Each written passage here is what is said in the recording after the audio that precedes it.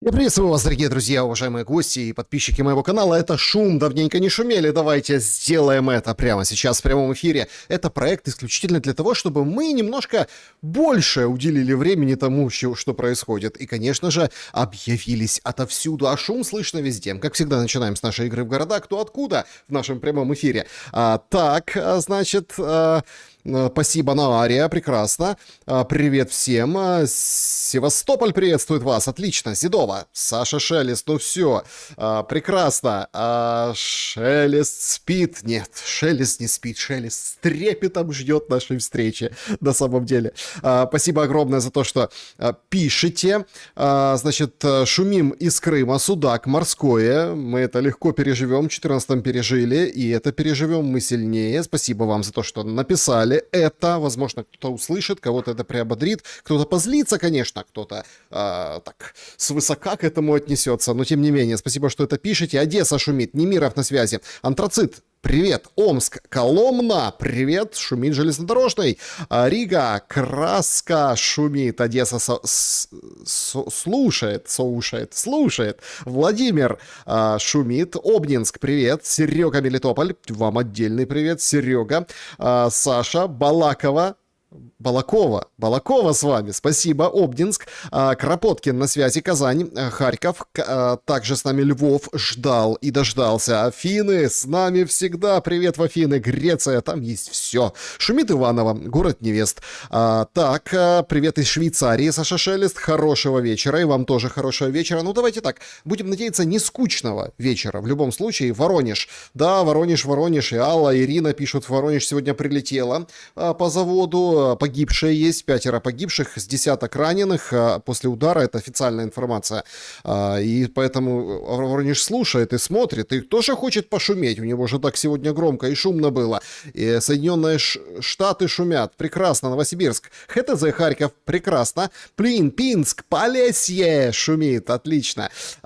Шелест назвал Брянку депрессивным городком. А это неправда. Слушайте, какую я там Брянку помню? Слушайте, еще с тех лет начало, нулевые, наверное. А какой был городок Брянка в нулевых? Слушайте, да, вот эта вот швейная фабрика, которая еле теплилась. Если что, это речь идет о Луганской области. Брянка, не Брянск. В Брянск тоже прилетела прошлой ночью. Махмутлар, Порт Катон здесь.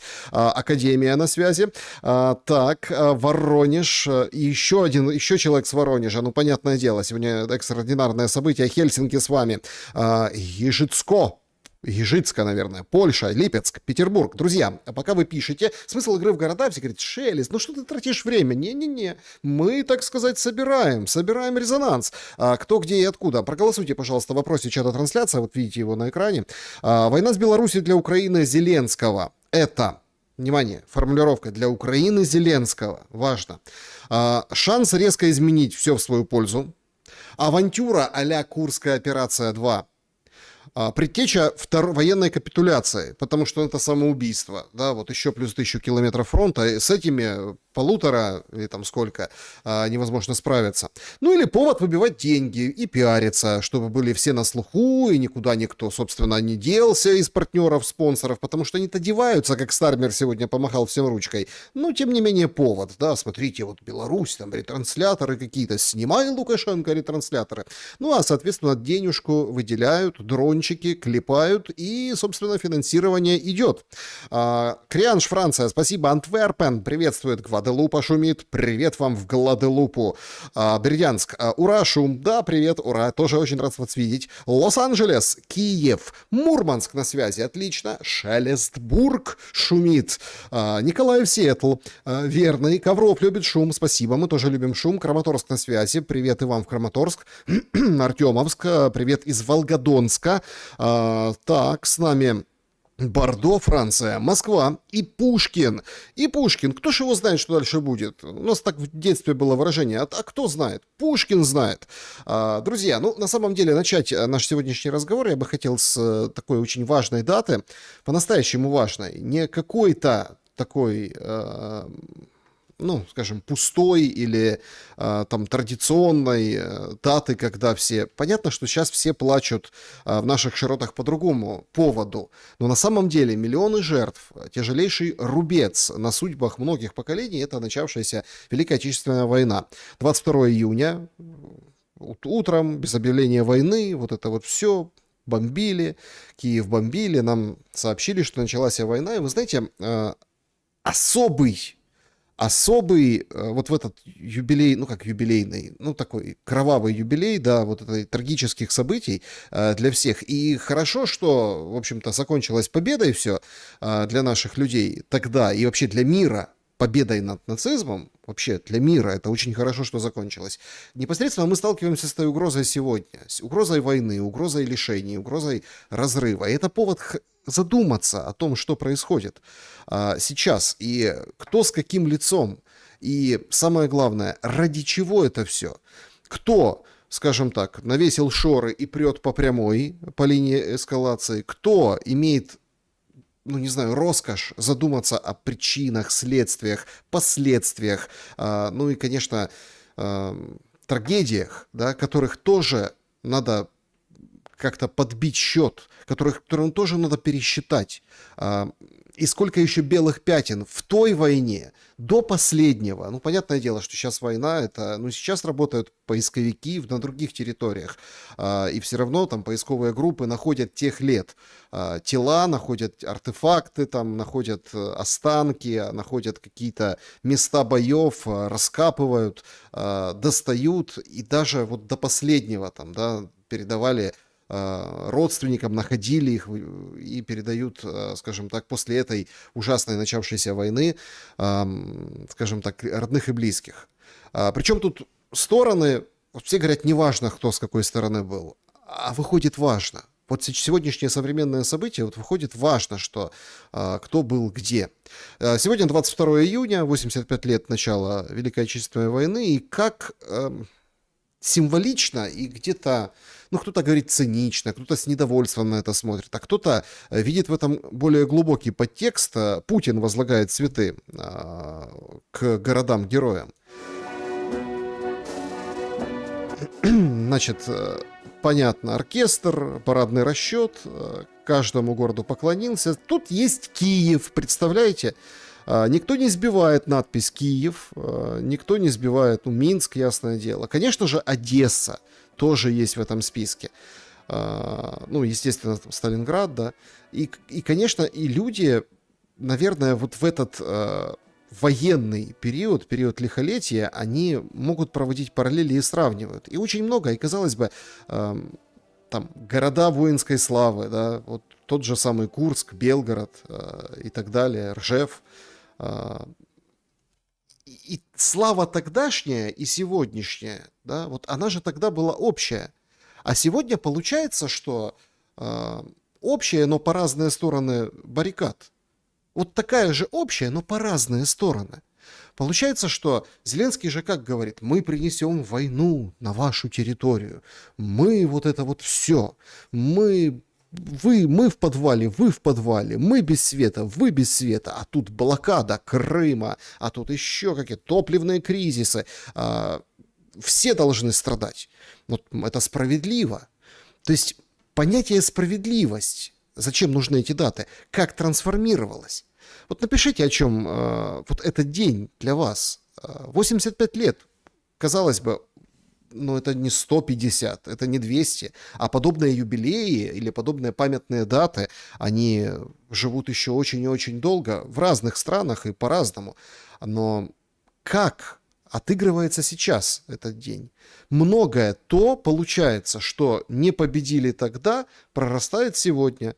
Ну, как прекрасно сегодня на границе с Белоруссией немцы разместили 5000 военных, немецких, Бундесвера. Угрозы там, Белоруссии и так далее. Вот сегодня на этот манер европейцы, которые говорят: мы будем воевать, нам нужно помогать, давайте дроны, давайте оружие, а вот мы тут поговорили с Трампом, а они там готовы чего-то передать, какую-то лицензию, где-то что-то, закупить оружие, оружие. И никто, получается, не ценит мир. Такое вроде как философское вступление, но оно очень важное для того, чтобы понять слова. Кажется, цену слов не понимает никто.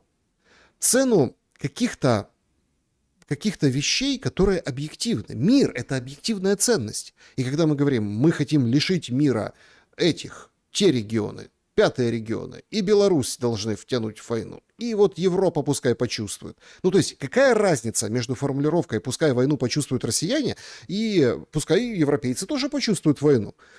Так это следующий шаг. Сначала, значит, россияне перенесли удары вглубь, дипстрайки, ракеты. Потом белорусы, вы тоже, милости просим, как это, давайте-ка. Так тогда тоже все это чувствовали? И вся Европа почувствовала эту войну? Нет, не было таких разрушений, например, там в какой-нибудь Праге или в каких-нибудь городах, просто сдавали ключи от города и все. Но Дрезден-то разбомбили по итогу, Берлин по итогу взяли, поэтому страданий и лишений еще хватит на наш век, и нужно как-то трезво смотреть и это все останавливать. Но у нас все настроено на другие смыслы, на другие подтексты. Даже гадалки. Вот смотрите, 2 года назад, в этот день, 22 числа, есть такой Фейгин, да, адвокат, оппозиционный политик, деятель, блогер. Он приглашает астролога Космача 2 года назад. Дело в том, что именно в этот период времени, с января по август 26 года в России и произойдет дворцовый переворот по аналогии с февралем 1917 года. Так вот, в переворота Путин, как и его предшественник Николай Александрович Кровавый Романов, будет отстранен от власти, а Россия начнет окончательно и бесповоротно закрывать свою имперско-совковую страницу истории. А дальше происходит смута и развал страны. Итак, друзья мои, госпереворот, дворцовый переворот с января по август 26 года все это произойдет. Это окончательно и бесповоротно. Вот так вот, с января по август будет дворцовый переворот.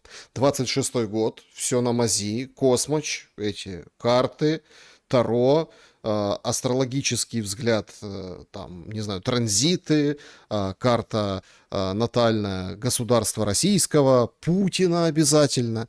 И вот это вот как бы легко проверить. Ну, с января по август. Сейчас конец июня. Получается июль и август. Осталось 2 месяца, и будет дворцовый переворот, и все хорошо. Ну, то есть, конец имперской России. Развалится Россия, представляете? И у подобных блогеров и подобных людей говорят, ну, подождите, а стойте, ну это же невыгодно. А как это, если Россия развалится, а кто репарации будет платить? Ничего, найдут. Кто по частям будут скидываться и заплатят репарации. Ну, та разваленная Россия будет платить репарации. Развал, как тоже как бы из этого пула Фейгиных, Космачей, вот этих всех как бы вершителей судеб, гадалок, ворожек и аналитиков, они говорят, что, в общем, все начнется с Крыма. Ну, типа, с Крыма все началось, и Крымом все закончится. Ну, то есть, вот она, стратегическая ошибка. Забрали Крым, а вот теперь вот поплатитесь. Крым. Запускают совершенно кошмарные истории. Вчера там, да, позапрошлой ночью был удар по Керченской переправе, попали в танкеры, которые перевозили нефтепродукты. Огромные очереди наблюдались сегодня на Крымском мосту, то есть движение затруднено. Аксенов вводит подобие комендантского часа, называют как-то комендантское время, плюс никто не может купить ни юрлицо, ни физлицо бензин на заправках. Такое распоряжение, только госорганы могут заправляться и госструктуры, понятно, военные какие-то, полиция, да, чиновники. Только вот в этих, скажем, целях отпускается бензин, дефицит жуткий, удары чувствительные. И, соответственно, Крым, остров там будет, звездец, как говорит Федоров, вроде, видите, сбывается. И вот, представим линию. Крым в беде, и начинается развал российского государства. Так, по крайней мере, нам об этом говорят. Ну и приправляют это разного рода фейками с искусственным интеллектом. Сергей Валерьевич, нашим зрителям очень интересны новости из первых уст. Сегодня было проведено ваше совещание с Советом министров. Смотрите, это фейк. Тут сразу помечено, что это искусственный интеллект. Губы подложены под звук, другой, начитанный. Но, опять-таки, почему я это показываю? Что говорят вообще, да? Что транслируют? Как раскачивают ситуацию изнутри? Расскажите подробнее, что обсуждали, какие перспективы по нынешней ситуации в регионе. Да, сегодня действительно было заседание Совета министров республики. Значит, я всецело поддерживаю решения, принятые на этом заседании. Да, действительно необходимо провести инвентаризацию имущества. Все ведомства и организации должны быть готовы даже к эвакуации, однако не стоит пугаться. Ситуация в регионе стабильная, все работают в штатном режиме. Все муниципалитеты должны быть на связи и докладывать все, что происходит в их зоне ответственности. Спрос будет с каждого. Спрос будет с каждого, вот это все, жесткая рука, но готовиться к эвакуации. Вот это должно было проскочить. И я действительно видел очень много сообщений о том, что, смотрите, автобусы какие-то стоят, это эвакуационные автобусы, они все поедут и кого-то будут эвакуировать. То есть мы видим четкую линейку, да, как это все отрабатывается информационно. Сначала нам всякие гордоны рассказывают о том, что бегите из Крыма. Потом, смотрите, автобусы, вот они, уже забирают людей, элиты какие-то, богатеи эвакуируются, забирают там все и, в общем, уносят ноги. То есть задача создать определенную панику создать. Смотрите, точно, надо бежать, сейчас будет наступление, сейчас что-то будет страшное, не будет ни воды, ни света, ничего. Сегодня отменили все заезды и новые смены во всех лагерях Крыма. Ну, Артек, понятное дело. Причем мамочки сегодня записывали много видео о том, что, в общем, ребенок там по грамотам, дипломам за свои заслуги едет. Вот он уже собрался, а тут позвонили, отменили, такая ситуация. В общем, невозможно. И автобусы, некоторые из них застряли прямо вот там на подъезде, и, в общем, они уже даже в Крым въехали. Ну, тут эта отмена их застала, и пришлось разворачиваться, ночевать в каком-то интернате, в каком-то другом месте. Немножко поночевали, неполную ночь, да, и потом двинулись дальше, уезжают обратно. И автобусы, понятно, в этих очередях тоже есть. Но все, видите, как находят, они эвакуационные, значит, все, надо бежать.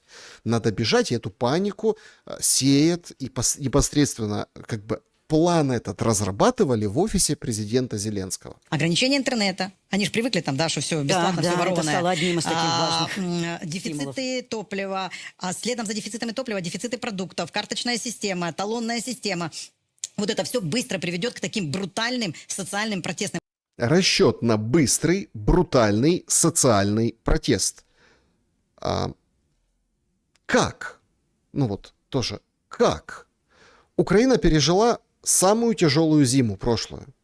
В Украине тоже был период, не было горючки вообще от слова совсем, пока там не распределили как-то, в общем, переориентировали эти бензовозы и сделали там мини-хабы, хабики такие, да, то есть там и как бы непосредственно сразу из автомобиля, тягача сразу в заправку. И вот это вот сетево сделали, да, как вот сетевой подход. В Украине тоже были большие проблемы.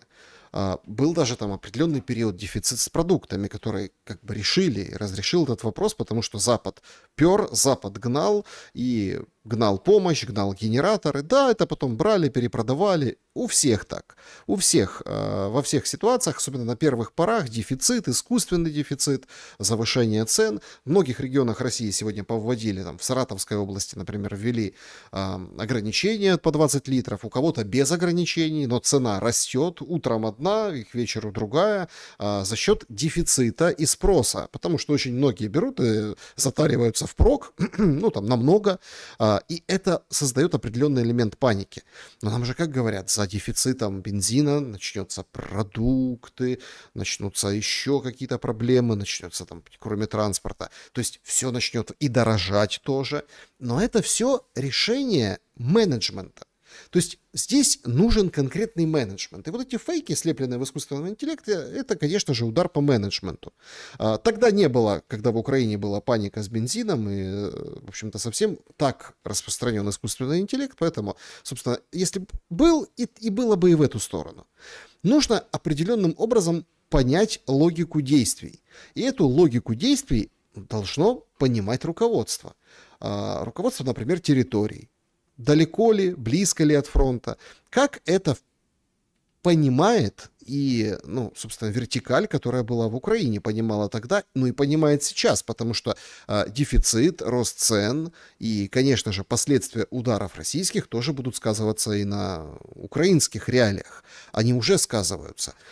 Конечно, дефицита бензина нет, потому что все работает в этом ключе, но цены растут, и, понятное дело, там свет периодически отключается, где-то есть удары, которые купируют, последствия которых купируют, а есть те, которые, в общем-то, перебрасывают, как-то уменьшают влияние и ареал той или иной станции. Конечно, нам рассказывают о какой-то мегаподстанции, которая там куча аккумуляторов, может там Вашингтон или Нью-Йорк 6 часов держать при полном заряде. Понятно, что все должны готовиться. Подготовлена ли там, российская глубинка к этому? Нет.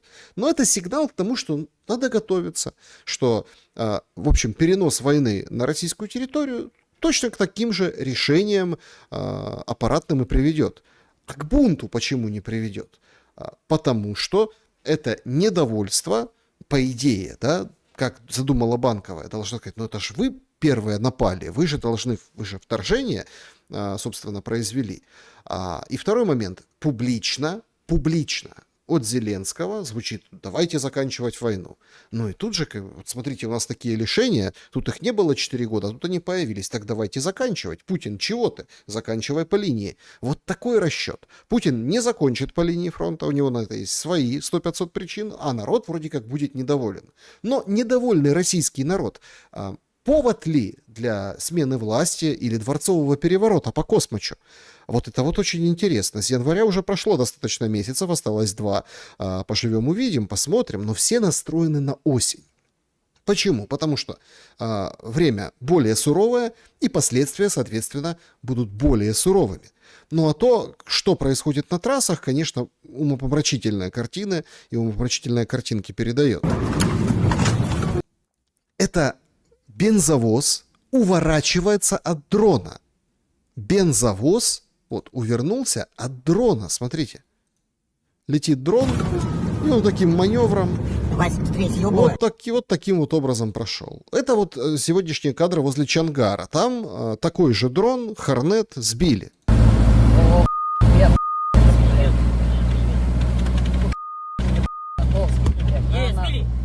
Сбили, да. Вот так вот и сбили. Дроны эти идут с машинным зрением, на искусственном интеллекте, и начинка там западная, начинка там бывшего SEO Google в том числе, который занимается искусственным интеллектом и украинскими дронами. Шмидта есть такой. Но это, наверное, как бы, знаете, такой горький юмор, что вот эти все Федоровы, вот эти все разработчики украинские, Firepoint, Штиллерман, это родители лейтенанта Шмидта. Но этот Шмидт говорит на самом деле страшные вещи. Что мне в этом нравится? У нас есть настоящие конкуренты. Что мне в этом не нравится? Китай очень сосредоточен на широком распространении этой технологии по всему миру. Смотрите, это очень интересно. Шмидт, который подписал контракт с Зеленским, он говорит о том, что вот искусственный интеллект, который в оружии, да, вот и в принципе искусственный интеллект. Вот когда Антропик взяли и запретили последнюю версию, потому что он может спокойно там взломать всех. Просто времени нужно чуть больше, чуть меньше. Операционные системы, базы данных и все на свете. Вот просто берет и ломает всех. А он говорит, это большая опасность. Китайцы, негодяи, они делают вот эту технологию с открытым блокчейном, то есть открытым кодом. То есть это доступно всем. А как доступно всем? Это должны владеть некоторые. Гегемоны должны быть в искусственном интеллекте, а Китай как-то против этого. И все это с открытым исходным кодом. А значит, в значительной степени это неконтролируемо и никак не контролируется нами. Так что, думаю, справедливо будет сказать, год назад я говорил, что по моим ощущениям они отставали на 1-2 года. Теперь похоже, что они уже достаточно догнали. По последнему анализу, Китай отстает примерно на 6 месяцев, а в нашем мире это наносекунда. Это дает понимание, насколько Китай настроен занять лидерскую позицию в сфере искусственного интеллекта. И они не собираются останавливаться. Если вам от этого станет легче, чтобы все это делать, нужна целая страна, инженеры, ученые, технари, деньги, оборудование и так далее. Не так много стран смогут сделать это самостоятельно. Но Китай явно одна из них. Америка другая, конечно, вместе с нашими союзниками. Возможно, появится еще третья или четвертая. Может, третье, может, четвертое, но это действительно новое ядерное оружие. Автоматическое управление боем, скажем так, командование роботами, робототехникой. И это новый, скажем так, шаг вперед. И вот это все тестируется на полигоне Украины. Ну, теперь уже получается полигон Крым, полигон там, средняя полоса России, куда долетает, куда добивает, и где это все возможно осуществить. Тестовая площадка. Мы становимся тестовой площадкой. От этого становится даже где-то страшно, насколько искусственный интеллект управляет не только боем, не только дроном, который летит и вычисляет, а в принципе войной. Это очень и очень крамольная и страшная мысль.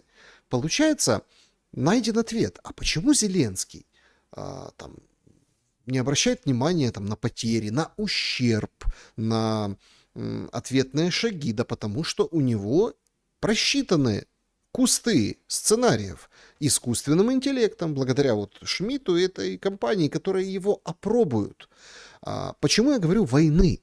Потому что не просто так эти нападки на Беларусь, потому что Курская операция, возможно, была тоже спланирована, но тогда еще не было такого широкого развития. А вот сегодняшняя ситуация, это же четкий план, согласованный и сгенерированный, вполне вероятно, и с помощью искусственного интеллекта и западных партнеров. А Зеленский просто исполняет. Почему? Потому что нет опыта должного, нет должных компетенций, нет и неоткуда взяться. А есть ли такой опыт, давайте пофантазируем, у западных так называемых партнеров, кто-то говорит хозяев? Тоже нет. Они никогда не воевали в такой войне.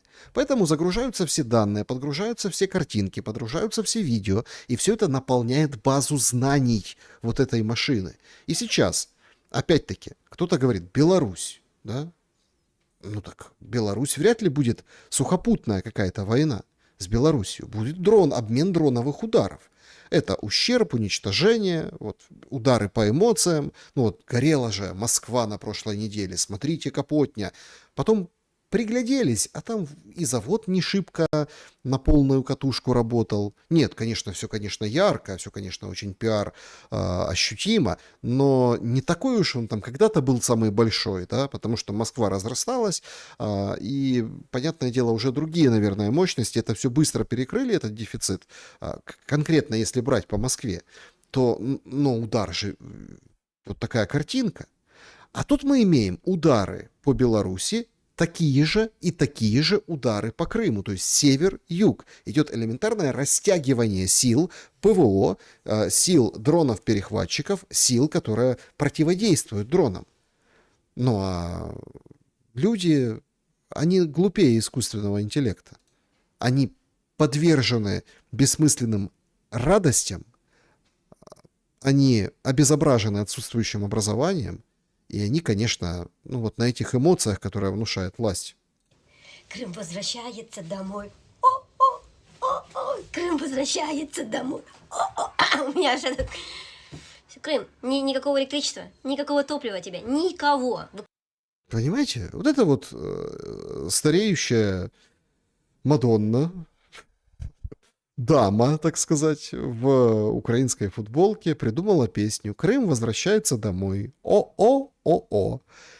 Но то, что она говорит, никакого тебе электричества, Крым, ничего тебе. Включай кондиционеры, включай мозг, слава ЗСУ. И слава ВСУ. То есть на людей, получается, это действует. На людей это действует. И люди становятся, ну, в каком-то таком, ну, давайте так, в каком-то раже, что ли. вот в настоящем каком-то раже, вот многие задаются вопросом, да, вот, а как так получается, что действуют? В чем вообще, в чем причина? Почему так? Ну вот потому что люди, ну они подвержены вот этому влиянию. И НЛП, и разного рода эмоциональное обращение. Ну, не стал бы нормальный человек после ударов и тяжелейших прилетов по инфраструктуре и ситуации с Крымом петь и танцевать на камеру вот эту песню. Ну, кто-то, допустим, порадовался бы, да, ну, внутри. Кто-то даже чего-то бы записал там. А вот, это выглядит даже смешно и убого, но это есть. Это есть, оно вот такое. Потому что с той стороны тоже люди, а у них противоположная эмоция. И на этих эмоциях, ну, вот это вот, и как бы эта война и кормится этими эмоциями. А если взять холодную голову, то есть задачи, которые надо принимать. Есть вызовы, которые нужно принимать, и задачи, которые надо решать. Сложно, дорого, тяжело, с потерями, с человеческими потерями. Сегодня было атакован, например, дроном еще один автобус в Горловке, тоже там раненые, ну, вроде без погибших, по-моему. Ну, то есть очередной автобус, очередная подстанция, очередное все. И эти вызовы надо принять. И надо любить свою страну. Знаете, как кто? Как Стармер. Стармер так и сказал сегодня. Я ухожу. Знаете почему? Люблю свою страну. Вопрос, который сейчас задает моя партия, заключается в том, подхожу ли я лучше всего, чтобы привести нас к следующим всеобщим выборам. Нет, не подходишь, чтобы привести всех к следующим всеобщим выборам. Я услышал ответ моей парламентской партии на этот вопрос и принимаю его со смирением. Ну, тут перевод со смирением. То есть я услышал свою партию и принимаю со смирением. Каждое мое решение было продиктовано интересами страны, которую я люблю. А именно поэтому я ухожу с поста лидера лейбористской партии. Интересно, а что это за страна? Украина? Украина, небось. Ты ж Украину любишь. И столетний договор с ней. И там Хилли, его министр обороны, его премьера, он там матерится, говорит, у меня денег нет, они нового ставят, и новый дает миллиард еще там на дроны и на противоракеты. То есть ты любишь, похоже, Украину. А что там у тебя в Британии? Экономика таксяк, мигрантский вопрос. То кого-то убили, то кого-то подрезали, то кого-то еще что-то, то какие-то вопиющие, скажем так, случаи. То мусульмане хорошие, а коренные британцы так себе. Какую-то другую страну любит Стармер. Но он принял решение, потому что он ее любит, он уходит. Сегодня утром я сообщил о своем решении Его Величеству Королю.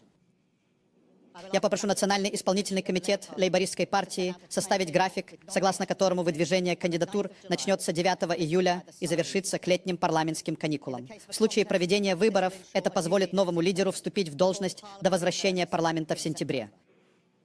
Я останусь на посту премьер-министра до завершения выборов и сделаю все возможное, чтобы обеспечить упорядоченную передачу власти.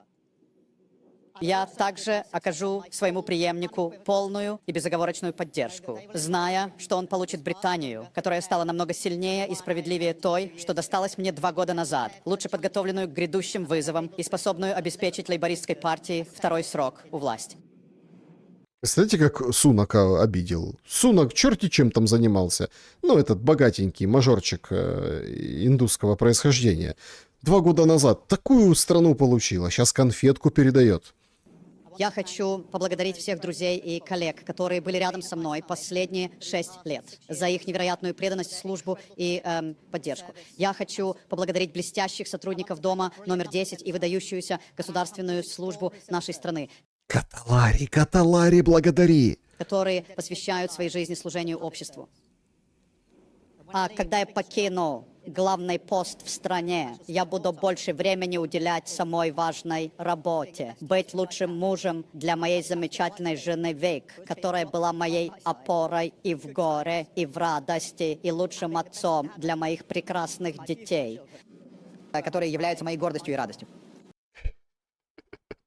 Знаете, как вот в американских фильмах. О, вот это ничего себе, ничего себе. О, ну, смотрите, кто там придет. Прочат на его место как главу партии, соответственно, да, нового премьера, экс-мэра Манчестера. В принципе, все говорят о том, что все будет точно так же.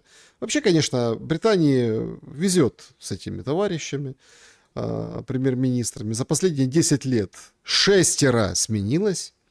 Ни один не удержался на полном сроке. Значит, Дэвид Кэмерон 429 дней, Тереза Мэй 1106 дней, Борис Джонсон 1140 дней, Ли Страс 49, Сунак 619, Стармер 717, ну и плюс сколько там он еще добудет, как это все, как эта процедура, которую он написал, будет происходить.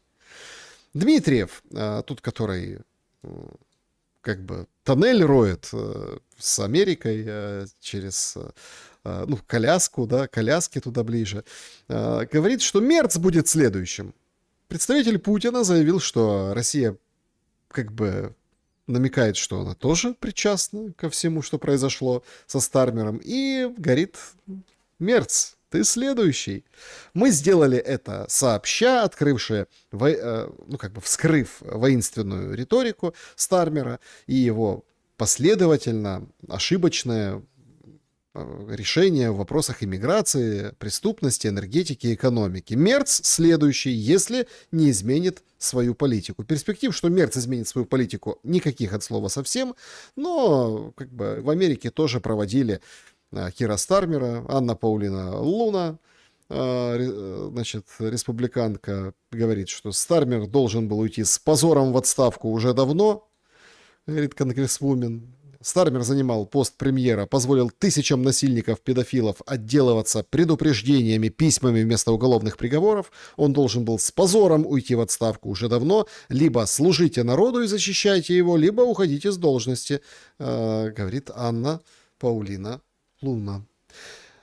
Что будет дальше? Особенно интересно на фоне скандалов с Польшей, потому что там Евро-5, то было Евро-3, а Евро-5 собирается в Гданьске, типа восстановление Украины, и там будет поляки, понятное дело, немцы, французы, британцы, вот они все сообща будут думать, как помочь Украине. На фоне скандалов интересно, поедет туда Зеленский, не поедет, может кого-то отправить, чтобы не провоцировать какие-то плохие вещи. Но, тем не менее, пока он в обойме, пока он ИО, вот сейчас самый такой опасный период. Потому что мой прогноз следующий, да, ну там Найджел Фарадж говорит, обязательно сделайте, пожалуйста, всеобщие выборы, он предлагает всех переизбрать, соответственно, у него как бы растет рейтинг, и он тоже надеется войти во власть и чуть ли не возглавить страну, потому что лейбористов, ну вот просто, как бы народ не любит.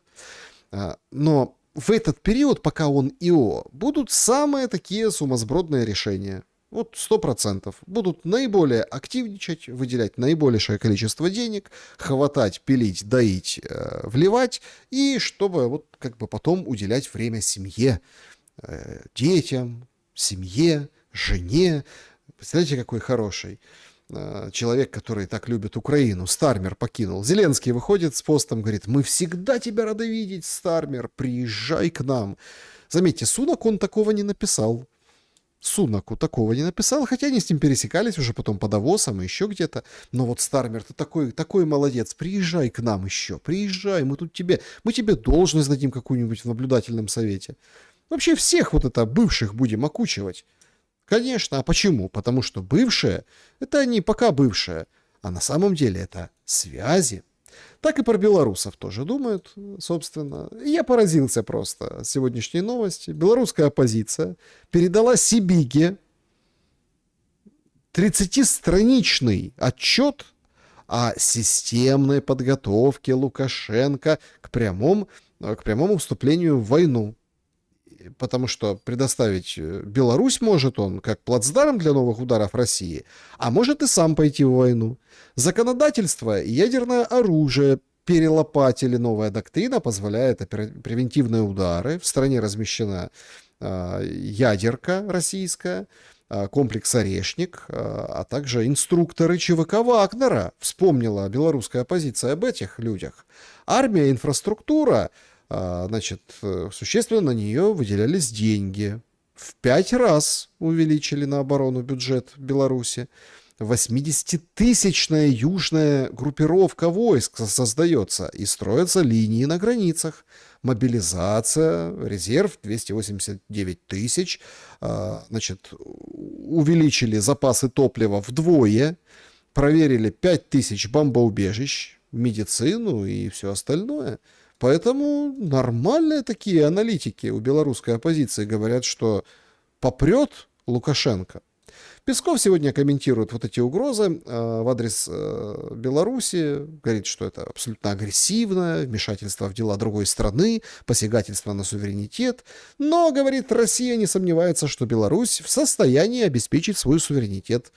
В ближайшие дни Путин и Лукашенко пообщаются, это будет хорошая возможность обсудить угрозы Зеленского в адрес Беларуси, а также другие вопросы, говорит Песков. Ну а пока все зависло в ожидании, когда отщелкнет, ну, вот возьмет и отщелкнет вот эта история с ультиматумом, что будет, Зеленский ударит, не ударит. Все обсасывают очень интересную историю от николаевского Ванька. Николаевский Ванек — это не Ким, они говорят, это не я, говорит Ким, это не я, не Ким, это есть Ваня, который там служит где-то, популярный паблик в Украине, ну, паблик прежде всего, который там что куда летит, как сбивается, откуда, вот ПВОшник, да, занимается этим пабликом. Так он говорит, что по-тихому уже ликвидировали украинцы несколько ретрансляторов в апреле-мае, а сейчас по-громкому. А вот тут интересно, а что ж тогда по-тихому, а сейчас по-громкому? Зачем сейчас это все обозначать Зеленскому? Зачем открыто это так действовать? Потому что, видимо, против этого никто не вякнет из вот этих уходящих, но пока еще держащихся с приставкой ИО. Макрон, который в следующем году никуда не пойдет. Мерц, который, как говорит Дмитриев, следующий. Ну и, понятное дело, Стармер. Они, видимо, не против. Именно, может, поэтому Мерц отправляет 5000 войск Бундесвера туда, на северную границу Беларуси. В общем, ситуация накаляется, и ситуация не шуточная. Воронеж, который сегодня играл в города, сегодня пропустил ракетную атаку. Это примерные точки попадания ракет в главный корпус Воронежского завода полупроводников, ну и приборов. Предварительно фиксируют попадание в 4 местах. В 2 точках начался сильный пожар. Якобы 4 ракеты, ничего не сбили. Люди вот таким вот образом, да, едут и, в общем-то, ну, так сказать, снимают все происходящее.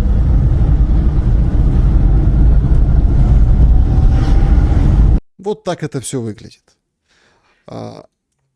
Я, если честно, то, да, ну, тут как бы видно не было. Вот этот удар, вот эти все 4 точки. Причем интересно, что я видел сообщение, что это были Storm Shadow, а также сообщение о том, что, ну, Фламинго, конечно же, какие Storm Shadow? Фламинго. Storm Shadow как раз-таки британская ракета. Очередная красная линия, удары ракетами, да, давальческими по российской, ну, относительной глубинке, хотя Воронежская область, она тоже приграничная с Украиной, в ее, скажем так, границах конституционных, тем не менее она является. Другие источники анализируют ситуацию и связывают с тем, что не такой большой запас дронов у Украины, поэтому, в общем-то, активно расходуя и, наверное, что-то копя или накапливая для Беларуси, да, вот как-то очень по-другому пытаются расходовать дроны, поэтому вот этот удар был нанесен ракетами. Почему не сработало ПВО? Бог его святой знает, потому что непонятно, как так, собственно, вычислили место. Есть такой завод, который производит для Искандеров, для панцирей, микроэлектронику, полупроводники, но он не прикрыт и не защищен оказался. То ли действительно Storm Shadow оказались или запускались с какого-то расстояния, которое удалось пройти эшелоны ПВО. Вообще, конечно, погибших трое, да, или 5 погибших, 13, по-моему, вот так, если не изменяет память.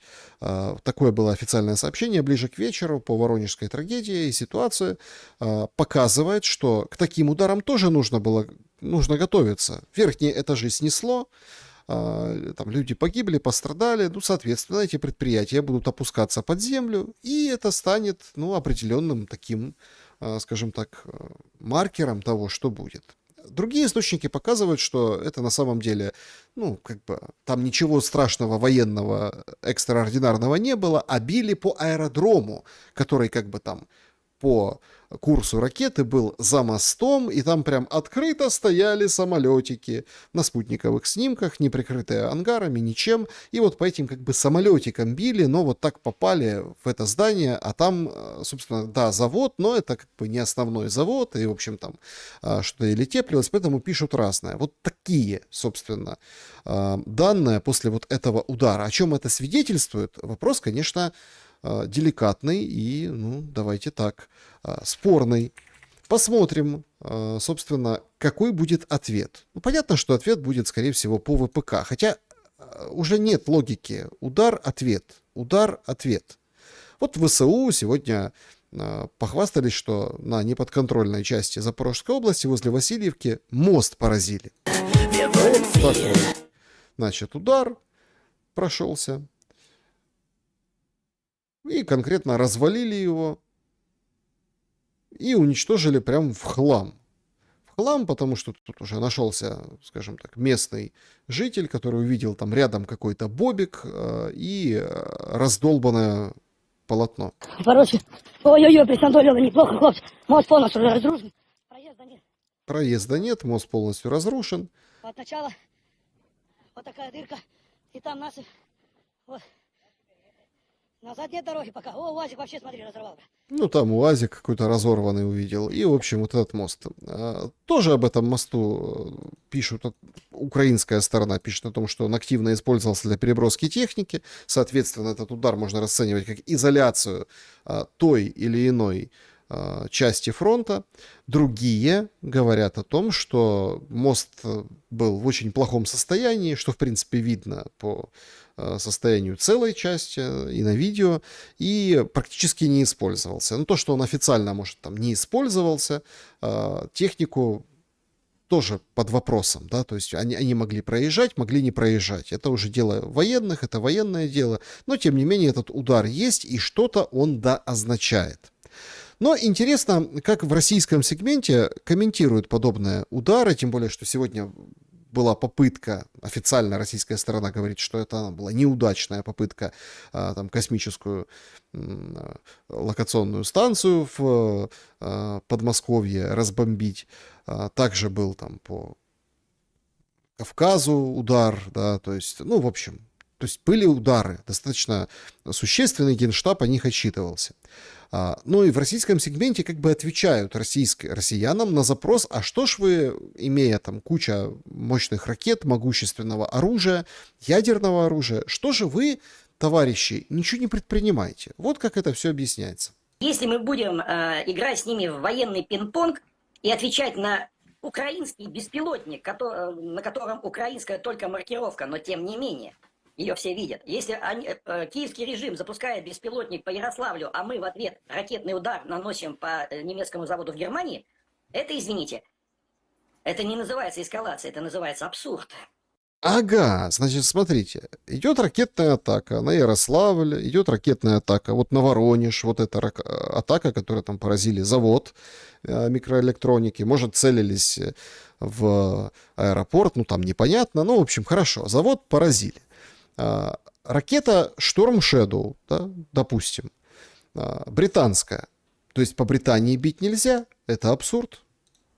А у нас же желание на каждый беспилотник, ну снесите Лондон Посейдоном желательно. Ну вот, а еще, чтобы утро перестало быть томным, у меня вот такая картинка в голове. Многие же у нас просят Посейдон. Ну, Посейдон может зайти просто в Темзе, ну и посреди Лондона шарахнул, Лондона не будет. Что потом?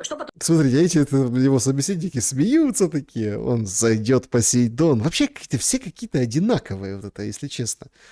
Ну, я сейчас там, не знаю, не про казаков, а про эту реакцию, понимаете? Это же Александр Казаков, тоже там политолог российский. Смотрите, реакция все-таки: зайдет Посейдон, и там в Темзе, вот в Темзу зайдет, бахнет, и нет Лондона, и все ха-ха-ха-ха-ха, как смешно, как смешно. Ну-ну. Что потом сделает наш противник? Знаете, я вам расскажу. Они отправят туда спецбригаду, которая по всему Лондону будет собирать маленькие ручки и маленькие ножки. Ну, остатки детей. Именно ручки и ножки, не тела даже. Они соберут эти ручки и ножки в огромные корзины и высыпят нам их на Красную площадь. А как они высыпят на Красную площадь? Как это? Авиацией? Или как они высыпят? Ну, имеется в виду, что, в общем, возьмут этот факт ужасающий, страдания как бы наденут России на голову. Вот что подразумевается, наверное. Да. Скажут: вот результат вашего удара. И что из них? А теперь дальше. Ну, мы снесли Лондон. Что будет на следующий день? Мы победили? Вы хотите увидеть черный дым над Лондоном? Отлично. Это нашу победу приблизит. Вот что, мы победили? Вот мы ударили по Лондону. Это, коллеги, знаете, что это такое? Это та же самая вундервафля, только она в голове, а не в железке. Это вера в простые решения. Мы ударили по Лондону, и все. Что все-то? Все-то что? Мы победили? Нет. Они капитулировали. С чего вы взяли? Нет, они покажут нас скифским зверьем каким-нибудь, да, варварами настоящими. Смотрите, что они творят. Мы там по НПЗ бьем, а они нам 10 тысяч детей убили. Израиль отдыхает. Вот кто порадуется. Наконец-то есть кто-то хуже нас. После сектора Газа. Но самое это смешное, это победу нашу приблизит. Нам нужна победа, а не сатисфакция. Кому-то нужна сатисфакция, многим. Да, кто-то вообще не воюет. Только это. Это, кстати, тоже интересный момент. Победа или сатисфакция? Да? Но, смотрите, перед Западом, наверное, все-таки сатисфакция. Потому что удар по Темзе, и вот он может приблизить победу, но если будет открытая война с Западом. Открытая война России и НАТО. Да? Тогда, конечно, удар по Темзе, ядерное оружие, о котором говорит Караганов, это как бы приближает военную победу. Но с тобой должны открыто воевать, а так воюют руками Украины. А побеждать Украину, чтобы потом нашли какую-нибудь другую Украину, ну, кто говорит поляки, кто-то говорит еще кто-то, неважно. Нашли какую-то другую Украину, которая будет так... Ну, таких, наверное, не найдут. Народ... Таких нет, просто не делают таких, да, которые вот это вот готовы, уничтожаясь, да, и выполнять задачи той же Великобритании и других стран. То есть получается, что, вот так. А как это... А что такое победа тогда? То есть победа над Украиной — это разгром, капитуляция военная, то есть снести все города, уничтожать всех, то есть получается вот так, вот таким вот образом. То есть тут же вопрос возникает: так а что такое победа? Вот что победа? Победа — это сатисфакция? Тогда это, наверное, поражение. По всей видимости, так и есть. Вот такое мнение. Напишите в комментариях, что думаете по этому поводу. Вместе с этим мы видим яркий пример сатисфакции. Вот, пожалуйста, сегодня стало известно о том, что россияне ночью ударили по 2 сухогрузам, которые направлялись в украинские порты. На одном из кораблей, турецком судне Виктрес, под флагом Панамы загорелся масштабный пожар. На борту находилось 9 членов экипажа, граждане Египта, Турции, Индии. 1 египтянин погиб. Военно-морские силы, в общем-то, эвакуировали персонал этого судна. Это боком немножко, в общем. Горело это судно вот таким вот образом. Это все выглядело. Этот сухогруз. Вот так выглядел экипаж. Люди, понятное дело, пережили эту атаку. Причем несколько целей было у россиян. И это уже навевает на определенные мысли. То есть зернового коридора нет. Причем Украина же как говорит: мы сами проложили себе этот путь. Вот так по бережку, НАТО, и вот там Румыния, Болгария, вот там мы плывем, чтобы там не в открытых морях, чтобы, не дай бог, там россияне не били. А сейчас, получается, бьют и перекрывают, и блокируют Украину. Был такой народный депутат, сейчас тоже там вроде как воюет где-то по тылам, на передовой, непонятно, но в форме ходит. Игорь Луценко. Он сегодня написал большущий пост. Россия стремится возобновить морскую блокаду Украины. Беспилотниками он там командует, ротой, этот Игорь Луценко. Три судна поразили сегодня. Посланы сигналы о том, что окно через Черное море, прорубленное в 2023 году усилиями сил обороны, теперь снова закрывается. Россия стремится возобновить морскую блокаду Украины. Теперь ей для этого не нужен остров Змеиный. Развитие дронов позволяет наносить точечные удары по уязвимым местам гражданских судов, следующих в наши порты. Прогнозирует Луценко, что с усилением этих ударов судовладельцев могут отказаться заходить в украинские порты в принципе. Он призывает Украину выстраивать систему ПВО против дронов не только на суше, но и на море. Короче, будет на что еще просить деньги у господ, да? У этих всех замечательных господ. О том, что нужно, победа или сатисфакция. Давайте немного пошумим с Сергеем Станкевичем. Он сейчас с нами на прямой связи. Сергей Борисович, здравствуйте. Здравствуйте, добрый вечер, Александр и наша аудитория. Смотрите, здесь на самом деле очень важный вопрос. Вот в каком этапе мы находимся? Крым пытаются отрезать от суши дронами. Россия бьет по мостам. Была пристрелка по Запорожскому мосту. Сегодня, я так понимаю, что последний день, и посмотрим, насколько как бы усилится вот эта кампания по ударам по сухогрузам и, в общем, блокированию портов Одессы и Черноморска. Куда все идет, на ваш взгляд, и до какой точки дойдет? Куда все в целом идет, мне понятно. Мне неизвестны детали каких-то планов военных, естественно. Вот. Но куда все идет, абсолютно понятно. С 22 по 26 год, до недавнего времени, Россия вела войну с ограничениями. Это не была регулярная война и не была тотальная война. Войну вела специально сформированная войсковая группа отдельная, на основе контракта набранная. И да, был целый набор ограничений того, чего не делать в ходе этой войны. Ограничения соблюдались. Я не знаю, была ли на эту тему какая-то закулисная договоренность с кем бы то ни было. Но, тем не менее, очевидно, что эти ограничения существовали, а теперь поэтапно отменяются. На наших глазах происходит сдвиг такой, переход от войны с ограничениями к регулярной войне, то есть к такой войне, где действуют все вооруженные силы и задействованы все ресурсы государства, и, возможно, к тотальной войне. Тотальная война предполагает инфраструктурную войну, включая там и энергетику, и крупные города, и мосты, и аэродромы, и все основные стратегические коммуникации государства.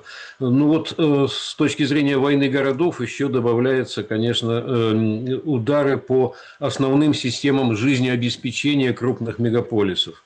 Этого пока не было, но тотальная война это предполагает. И тотальная война также предполагает попытки обезглавливающих ударов по политическому руководству противостоящей страны. Это как бы я теорию войны излагаю. Вот этого не было, но Россия, видимо, к этому переходит. Да, конечно, Черное море, как одна из стратегических магистралей по обеспечению Украины очень многим необходимым, станет неизбежно полем вот такой иной уже борьбы. И для того, чтобы пресечь всю морскую коммуникацию, вовсе не нужно там выводить флот и устраивать такую военно-морскую блокаду, которую делал Дональд Трамп применительно к Ормузскому проливу. действительно достаточно таким образом произвести там несколько точечных ударов, чтобы все страховые компании отказали в страховке каким бы то ни было кораблям, которые могут ходить в украинские порты, и эти заходы просто прекратятся. Значит, никто без страховки не пойдет. Никто не станет рисковать. Я уже даже не говорю о том, что пока вот тот опыт, который был у Ирана с минированием Ормузского пролива, не дай бог, будет применен тоже в акватории Черного моря. Мин много в Черном море, конечно. Ну, они какие-то такие шатающиеся, блуждающие, я бы сказал, мины.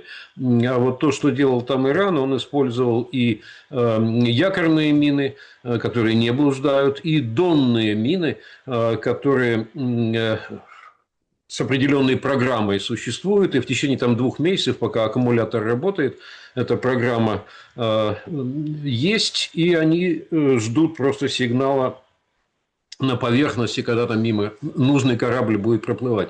Вот ничего такого пока еще не было, но тотальная война предполагает такого рода методы. И честно говоря, мне непонятно следующее. Почему сопротивляется каким-либо движением в сторону урегулирования дипломатического Зеленский, мне понятно. Потому что только война спасает его физическое существование и пребывание во власти, и доступ к деньгам. Он не может от войны отказаться в принципе. Но мне непонятна позиция, честно говоря, Европы. До сих пор так они не определились с какими-то переговорными форматами и с какими-то лицами, которые будут представлять Европу. И война идет 5-й год, угрожающая существованию Европы. А никакой европейской дипломатии по урегулированию конфликта нет вообще. Смотрите, они не чувствуют. Вы правы, действительно. Сегодня выходил Кошта и говорил о том, что, ой, говорит, Европа не будет в переговорах, потому что мы на стороне Украины. Мы не посредники, мы, в общем, нет. И я не буду переговорщиком. Хотя его прочили на это место. Ну, в общем... Он сам одно время заигрывал с темой, да. Кошты не будет, вот сегодня стало известно. Но меня интересует другой момент. Из какой войны проще выйти? Из вот такой тотальной, которая надвигается, или вот из такой, которая есть, вот, по крайней мере, сейчас? У Зеленского есть идея фикс, что россияне тоже почувствовали войну. Ну вот смотрите, украинцы почувствовали, россияне почувствовали. Ну, можно и договариваться. Так, по крайней мере, артикулирует это все Зеленский. Но вместе с этим, говорит Лукашенко, буду бить по тебе, если ретрансляторы не снимешь и бензин поставлять будешь в Россию. То есть мы видим не просто тотальную войну, как бы углубляющуюся войну, а и расширяющуюся ее тоже. Ну, сначала вот по углублению. Не работает такая логика. Действительно, россияне почувствовали войну не в полной мере, далеко не так, как ее ощущают на себе жители Украины, но почувствовали, потому что вот некая такая отстраненность от военной реальности, которая до сих пор существовала, она создавала возможность как раз воевать с ограничениями. А что сейчас происходит, поскольку россияне ощутили на себе в достаточной мере тяготы войны, очень серьезно ощутил ее Крым, в меньшей степени, но все-таки население европейской части России тоже ощутило. И это имеет следующий эффект. Руководству России адресуется такой коллективный сигнал, такое коллективное требование. Хватит воевать с ограничениями. Давайте воевать всерьез.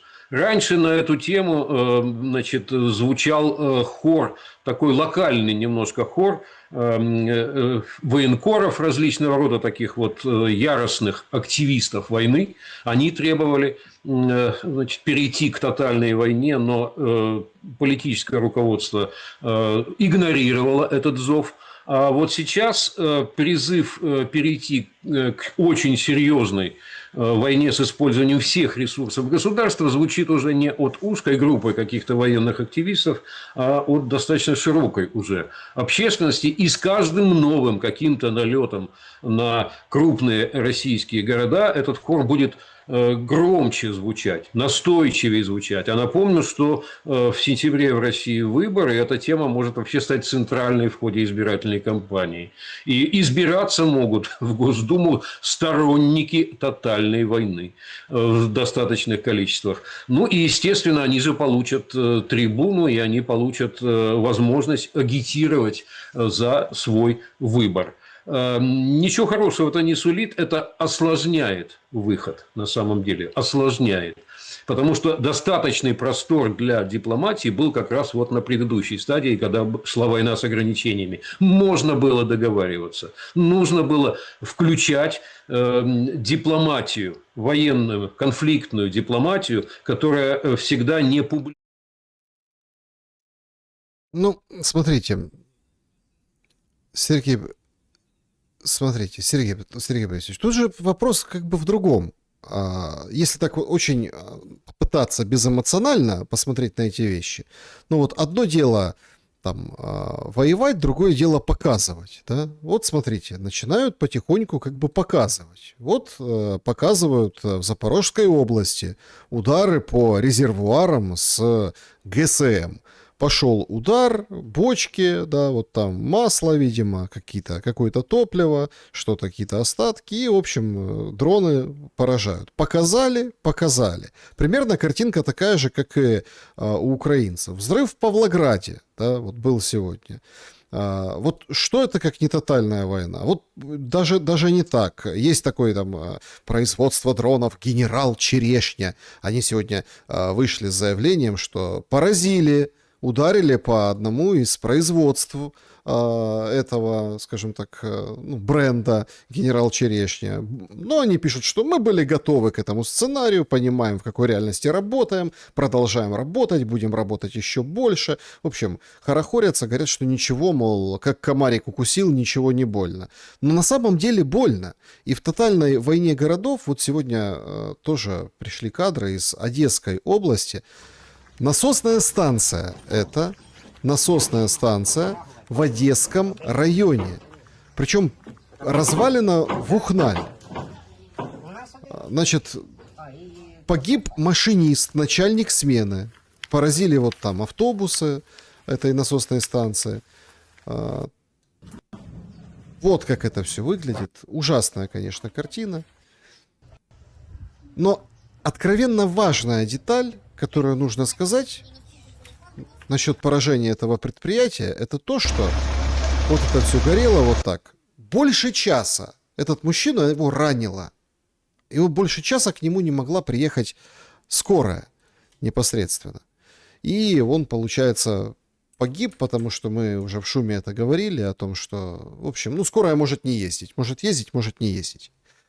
Может, проблема не в том, что война не тотальная, а проблема в том, что не так показывают, например, с российской стороны, как показывают и красиво это все выставляют украинцы. Поэтому кажется, что паритет, перекос, и теперь Украина побеждает.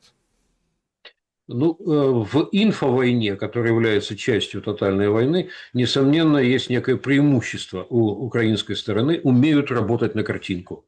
Причем, во-первых, правильно снять картинку, на которой все выглядит гораздо более существенным ущербом, чем он есть в реальности. Я многократно это устанавливал, когда там дымы там, и огни вокруг каких-то НПЗ, а ремонта на 2 недели в самых тяжелых случаях на месяц. Вот даже на этом московском НПЗ, значит, я все-таки в Москве нахожусь, я-то точно знаю, что там не больше, чем на месяц ремонта.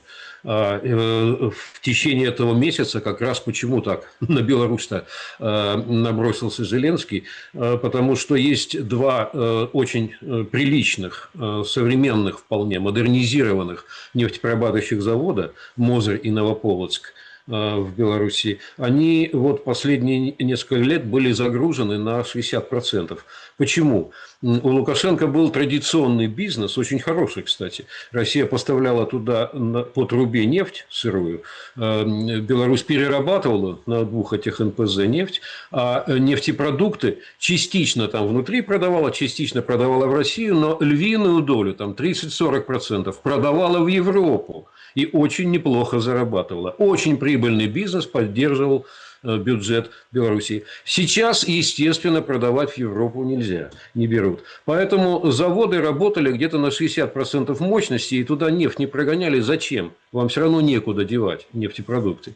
А вот теперь они включились, резервные мощности, нефть туда идет в удвоенном количестве, и производят нефтепродукты и компенсируют потери Москвы в первую очередь. В Москву идет в основном продукт. Вот отсюда причина такого негодования со стороны Зеленского и попытка надавить на Беларусь. Дело вовсе не в каких-то там ретрансляторах на границе. Это просто дополнительная какая-то зацепка.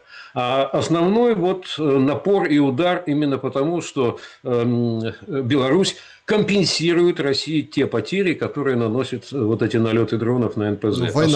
Война с Беларусью будет, как вы считаете? Значит, сложный вопрос. Вообще это полное безумие, конечно. Вот попробовать напасть на Беларусь, которая последовательно, с невероятным каким-то терпением, которого я, в общем-то, не ожидал от Александра Григорьевича. Он не самый терпеливый человек по темпераменту. Вот, я как по личному знакомству могу судить. Но тут он просто чудеса какого-то стратегического терпения до сих пор демонстрировал. И вот сейчас напасть на Беларусь и втянуть фактически Беларусь в войну, но это некое безумие. Но, тем не менее, ультиматум-то прозвучал. 7 дней-то назначено Зеленским. В первый раз он назначил 7 дней 19 июня, потом там какое-то то ли заседание правительства, то ли что-то такое было, он за столом сидел. А потом второй раз он уже в своем официальном вечернем обращении к украинцам и украинкам развернуто повторил этот самый ультиматум. То есть это был не случайный какой-то жест в порыве, в нервном порыве. Это было какое-то обдуманное решение, видимо, с кем-то согласованное. Я уж не знаю, кто ему дал добро на это из внешних-то союзников, потому что он должен был их поставить в известность о таком шаге. Неужели европейцы это санкционировали? Истекает срок ультиматума Зеленского 26 июня. Ну, значит, 27-го надо ждать нападения, я так понимаю. Кстати, Зеленскому есть смысл, точнее так, ему даже уже нет смысла об этом думать, он уже ляпнул свой ультиматум. А вот на чем европейцам надо подумать. Ведь если он ударит, допустим, по каким-то там станциям на границе, я уж не знаю по каким, и тем более по нефтеперерабатывающим заводам, что, скорее всего, у него в голове, то надо понимать, что это будет железный прецедент. То есть, если по третьей стране, которая просто помощь оказывает, да, какие-то поставки осуществляет, можно ударять Киеву, то почему нельзя наносить такого рода удары со стороны России по третьим странам, помогающим Украине? Это уже будет железный прецедент, от которого ты никуда не денешься. И вот позволять Зеленскому таким образом менять географию и войны и усугублять ее последствия, но я не представляю, кто там в европейских столицах может эти вещи санкционировать. В общем, посмотрим, чем кончится этот ультиматум, но это огромная и опаснейшая эскалация, которая вот повисла пока что, как дамоклов меч. Ну, еще один вопрос, если коротко. Что скажете по поводу ссоры с поляками? И вот этих орлов, белых орлов, которые летят через границу с помощью новой почты Навродскому. Навродский сегодня ответил Зеленскому, говорит: нет, Зеленский, вы, уважаемый президент, не правы. Это не наша борьба с Туском, это не внутренняя политика. Так по поводу УПА считают героев УПА и название считают поляки прежде всего. Ну, какая-то очень нервная история. Не связано ли это с тем, простите, ну как предположение, отреагируйте, что Зеленскому кровь из носу нужна живая сила, мужчины, а в Польше, ну, их больше всего, потому что больше всего украинцев как раз-таки в Польше. Ну, а тут на входе их радостно встретят ТЦКшники, или они поедут дальше. Но там совершенно другие условия. Там, я имею в виду Словакию, что там еще, Испания. Германия уже так-сяк тоже принимает не так сладко, как было раньше. Ну, или в ту же Беларусь поедут, попробуют. Ну, что, Лукашенко же звал. Сегодня в газете «Жечь Посполита Польска» любопытная очень статья вышла. Автор статьи Марцин Пшидач. Это глава Бюро по международным отношениям при президенте Карле Навроцком. То есть это фактически такая вот внешнеполитическая команда. А сам Пшидач, он советник по внешним делам при президенте. И вот довольно развернутая такая статья, которая все объясняет в смысле позиции Польши. Там, кстати, какие любопытные детали открыты. Оказывается, поляки очень многое сделали, чтобы дипломатически уладить этот скандал вокруг именования УПА. Героев УПА присвоить там одной из военных частей. Еще в мае по разным каналам пытались договориться с Зеленским. Пытались через главу офиса президента Кирилла Буданова, он 6 июня туда приезжал, с ним объяснялись там в Варшаве. Пытались инициировать телефонные переговоры Навроцкого и Зеленского. Он отказался по телефону тему объяснять. Сказали тогда: приезжай в Варшаву, здесь обговорим все. Как выйти из ситуации. Был назначен срок, он его пропустил и перенес в отдаленное будущее. И только после этого уже в офисе президента Польши поняли, что Зеленский просто играет на затяжку времени. Вот, и решились действовать так, как они стали действовать, вот отозвать этот орден. Там в этой статье говорится о том, что ни при каких обстоятельствах не примирится Польша. И это вопрос не лично Навроцкого и не какой-то политической партии. Это польская нация, которая сформировалась, и она другой не будет. Она такая 300 лет. Так вот, там прямо сказано: не примириться с Украиной рядом, если она будет существовать под бандеровским флагом, и руководство будет поклоняться творцам геноцида против поляков. Там все прямо сказано. Ребята, не думайте, что это чей-то каприз, что это какие-то предвыборные игры тут у нас. Это позиция польской нации и польского... Подождите, так а где она была с 22 года? Значит, ну, там это прямо не сказано, это я от статьи, я уже от себя могу сказать. Это процесс, дорогие друзья, это не событие, это процесс, который нарастал поэтапно.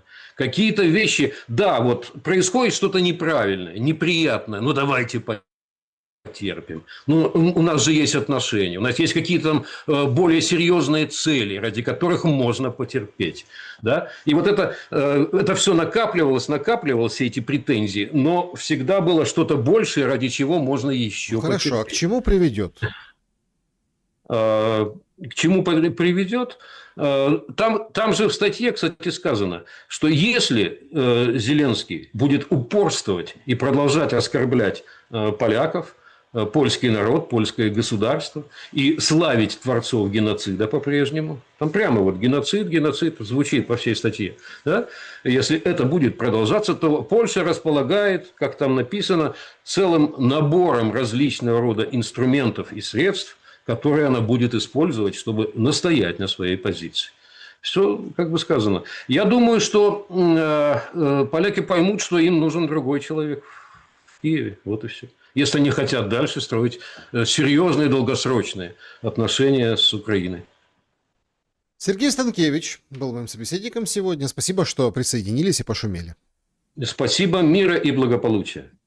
Друзья, всем большое спасибо, что пошумели вместе со Станкевичем. Продолжаем шуметь и мы дальше. И, соответственно, Ну вот, пойдем по этой теме.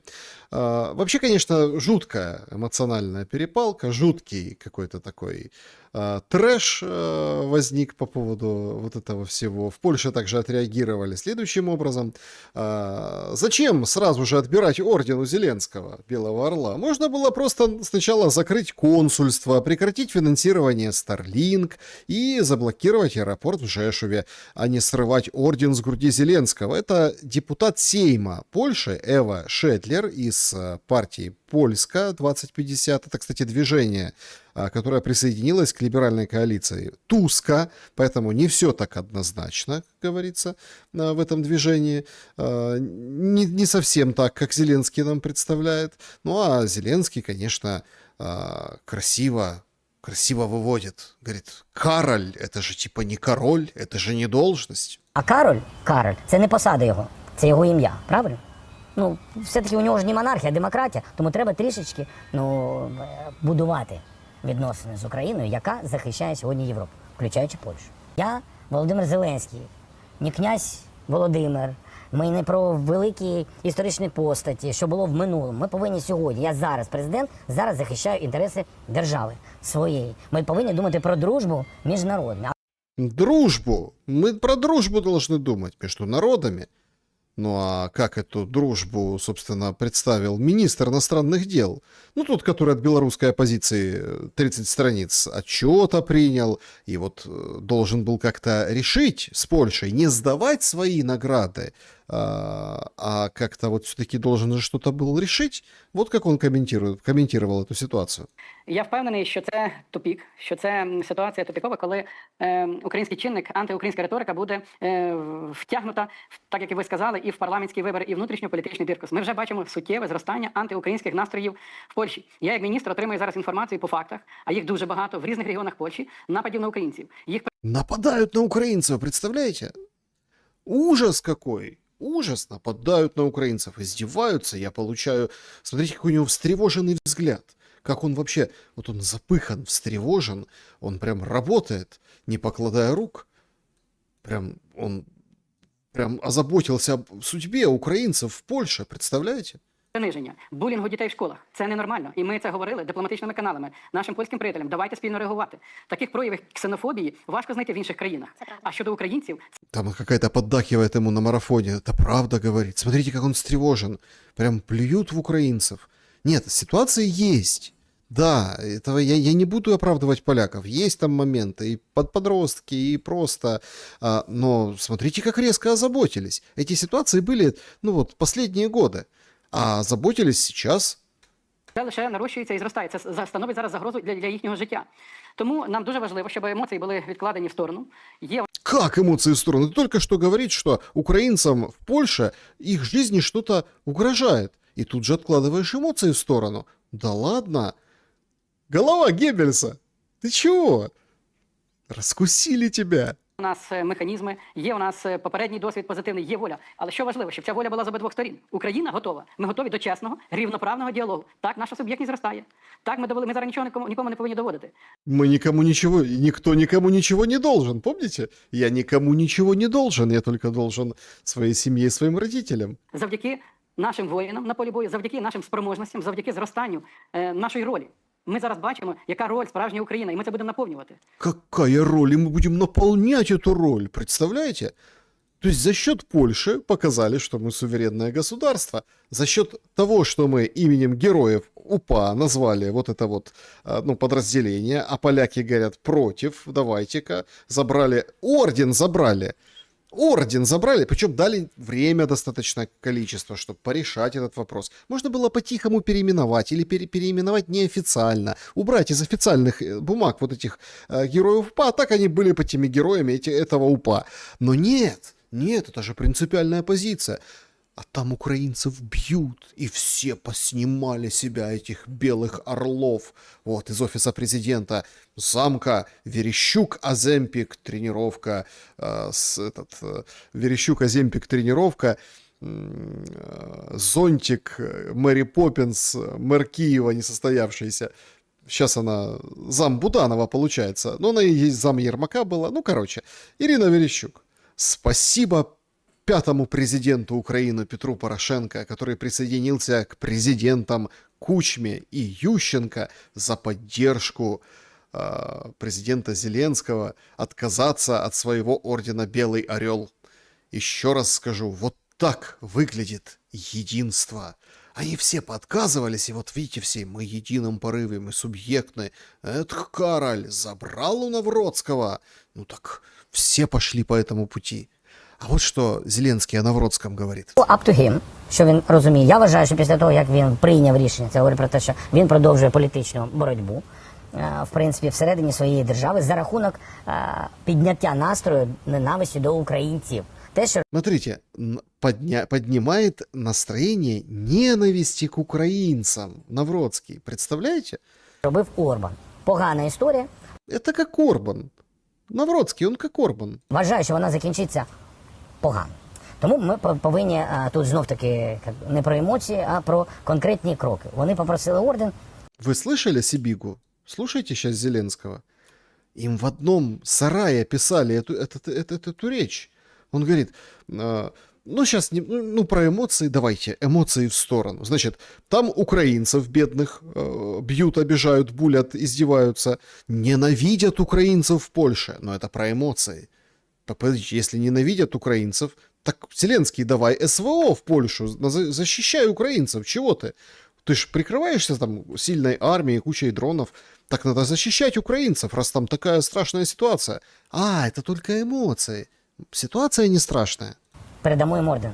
Це не питання. Для мене це, чесно скажу, не питання. Хоча давав мені орден інший президент, але тим не менш. І не мені, а народу України. А народу України – це значить наші армії.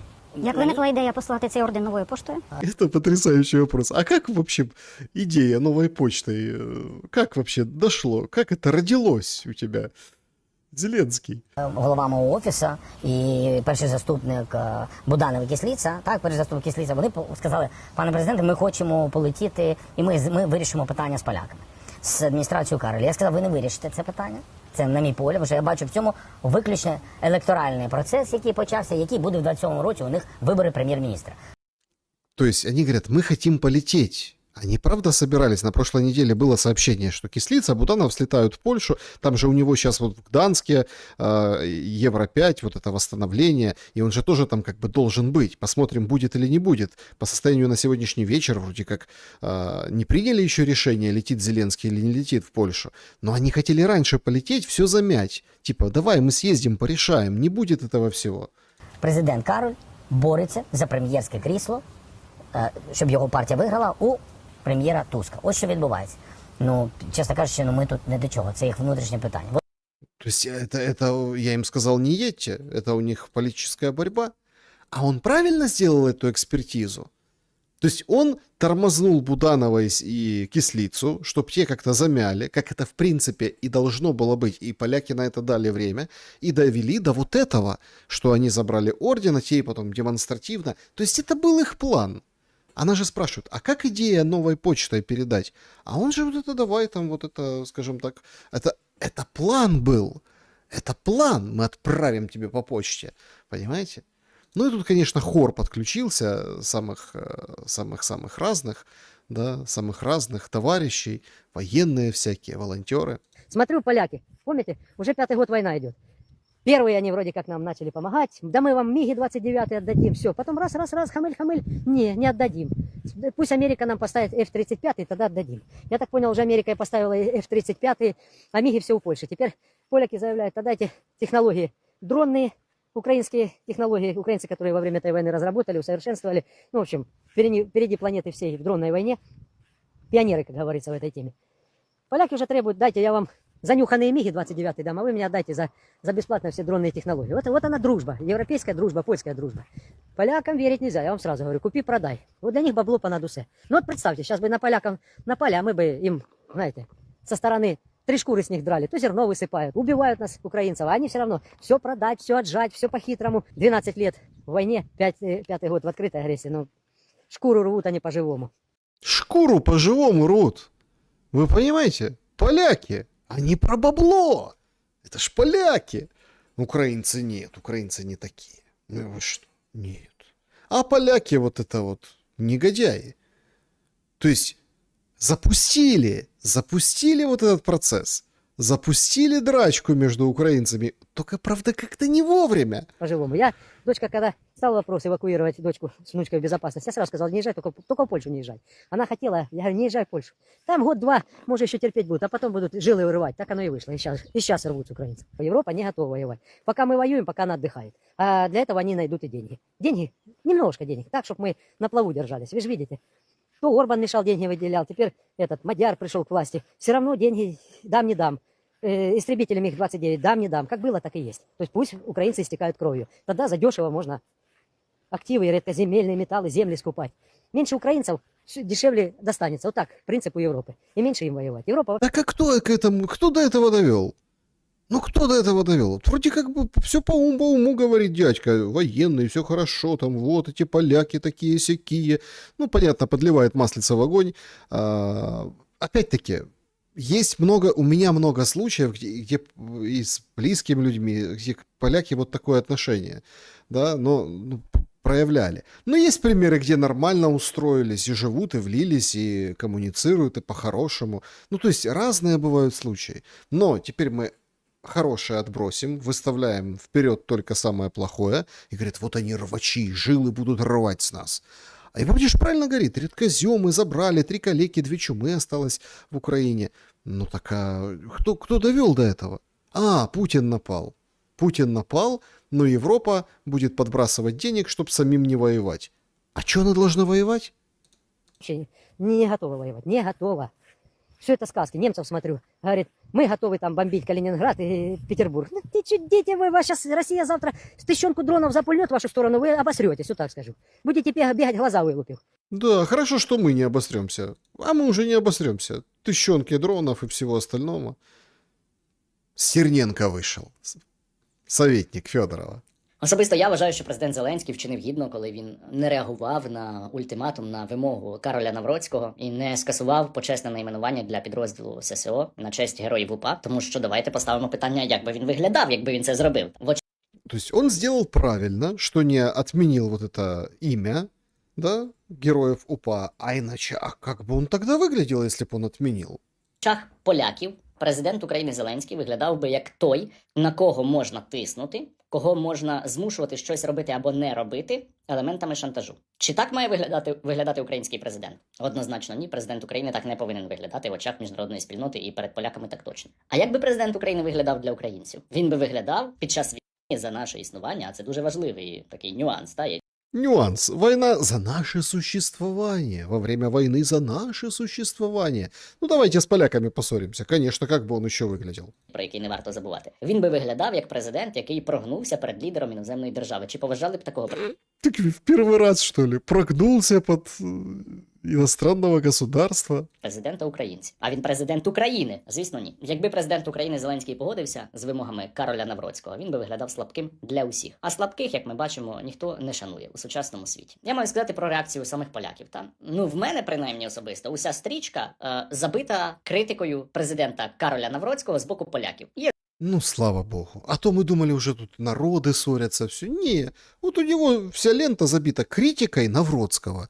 Приходят поляки и говорят, я поляк, я критикую Навроцкого, пускай будут, как хотят, так и называют свои вооруженные подразделения. Звісно, ті, хто його підтримують, не без цього, але от, наприклад, польський журналіст Ярослав Курський, він, здається, це сказав ще раніше, не сьогодні, сказав, що на них падають бомби. Чи справді ми є пупом світу, щоб думати, що все обертається навколо нашої травми і наших справ? Вони борються за нашу свободу. Дуже влучний вислів. Ще... Конечно, очень точно. Они борются за нашу свободу. Кто мы такие, чтобы говорить им там чего-то?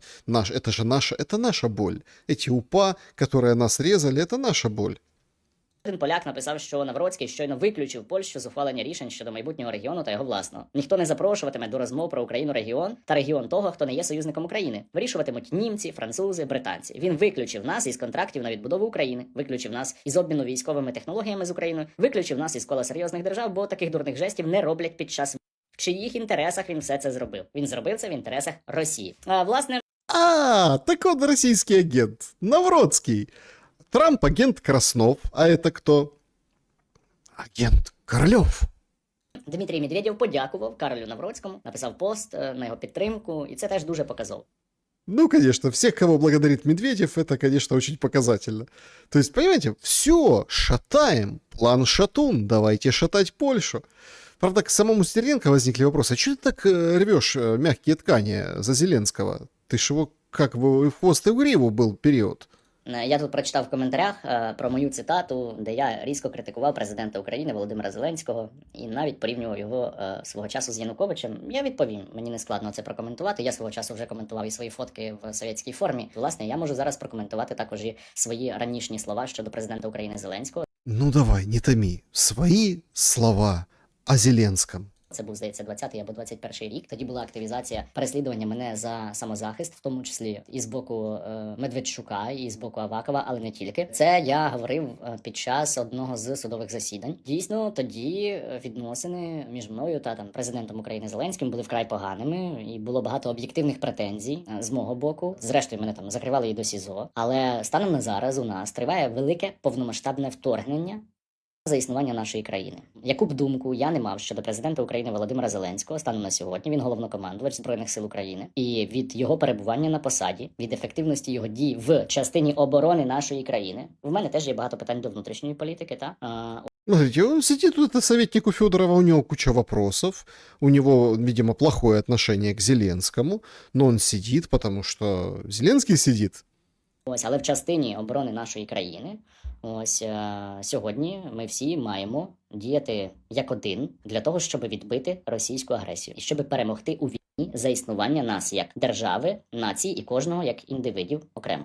І тому я вважаю, що сьогодні з метою збереження нашої держави ми всі, навіть ті, хто один одного могли ненавидіти, ось маємо співпрацювати і допомагати знищувати ворога. Коли ми не можемо цього робити? Ну, ми не можемо цього робити виключно тільки в тих випадках, коли йдеться про державну зраду або про якісь дуже тяжкі злочини проти нашої національної безпеки та оборони. Ось. Династия нормально. Ворова, Миндичи, кореша, которая там, да, это ничего страшного. Это не сильно тяжелое преступление против нашей обороны и нашего государства. Ну, в общем, логика понятна, да? То есть я могу к нему относиться. Вот смотрите, вот что такое единение. Вот что такое единение. И Порошенко своего орла отдал, и Ющенко, и Кучма, Стерненко вон оды поет. Все зализывают до красна, все. И люди тянутся по этому примеру, обычные в соцсетях. Полностью с вами согласна. Посмотрите, когда Зеленского лишили ордена, как он отреагировал. Посмотрите, у него есть и чувство юмора, и чувство такта, и порядок, и дисциплина, и лидерство. Конечно, он прекрасный президент. Посмотрите, как его поддержали другие лидеры. Они тоже отказались от этого ордена, потому что у них все в порядке с самооценкой, понимаете? Они уверены в себе, каждый, и они проживут без этого ордена. Это говорит о внутреннем стержне, о дисциплине, о самоконтроле. То есть Зеленский уважает себя. Комментарий. Данный момент самый лучший президент мира. Слава Украине. Зеленский. Прежде всего отстаивает свои убеждения, свою точку зрения. И в его лице он поддерживает Украину, украинский народ. Он не хочет нас уничтожить, поймите это. Он хочет, наоборот, помочь, чтобы мы стали сильной, смелой, отважной и свободной страной. Поймите это наконец-то. Поймите, Зеленский не хочет тебя уничтожать. Зеленский хочет, чтобы мы стали сильной, смелой, классной страной. И вот эти вот тетки, которые одна вот это поет, Крым там, возвращается домой, ой, вот это вот Зеленский, они хотят, они добра хотят. А вы вот это вот наслушаетесь, вот это насмотритесь, этих всех там ТЦКшников. Вот посмотрите, как вот все объединились, все самостоятельные, все, ну и люди, конечно, тянутся к такому примеру. Тянутся. Продукты выбрасывают польские. Смотрите, берут холодильник, что тут? Горошек. Горошек. У меня нет ордена от Польши, но эти продукты я выброшу из холодильника. Вот вам. Другие там магнитики говорят. У меня нет ордена, но есть магнитик. Магнитик в мусорку. Магнитик. Понимаете, эти флешмобы.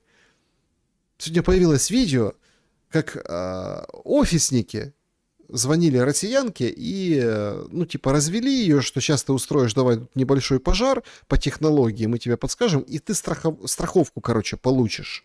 Страховку. Она, сожгла свою квартиру. Да, где именно мокро, где хорошо вы налили. Выбрасывать? Да, ложите, не бойтесь, конечно, все фиксируется. Вот, ждем, пока рано, пока еще ничего не делаем. Теперь смотрите, рано, ничего не делать. Да, подложите. Еще ложим бумажку. Да, вот, еще рано, ждем. Теперь нужно по регламенту нам выждать. По регламенту сейчас нам нужно выждать ровно 5 минут. Время засекаем, Евгений, тогда. Нет, 5 минут по регламенту обязательно. Так, Кариночка, идите сейчас ближе к камере, подходите. Кариночка, ближе к камере, подходите. Все в порядке. Все в порядке, Кариночка, подходите к камере, ничего сейчас не делаем. Все. Ничего не делайте, время еще не истекло. 5 минут ждем по регламенту.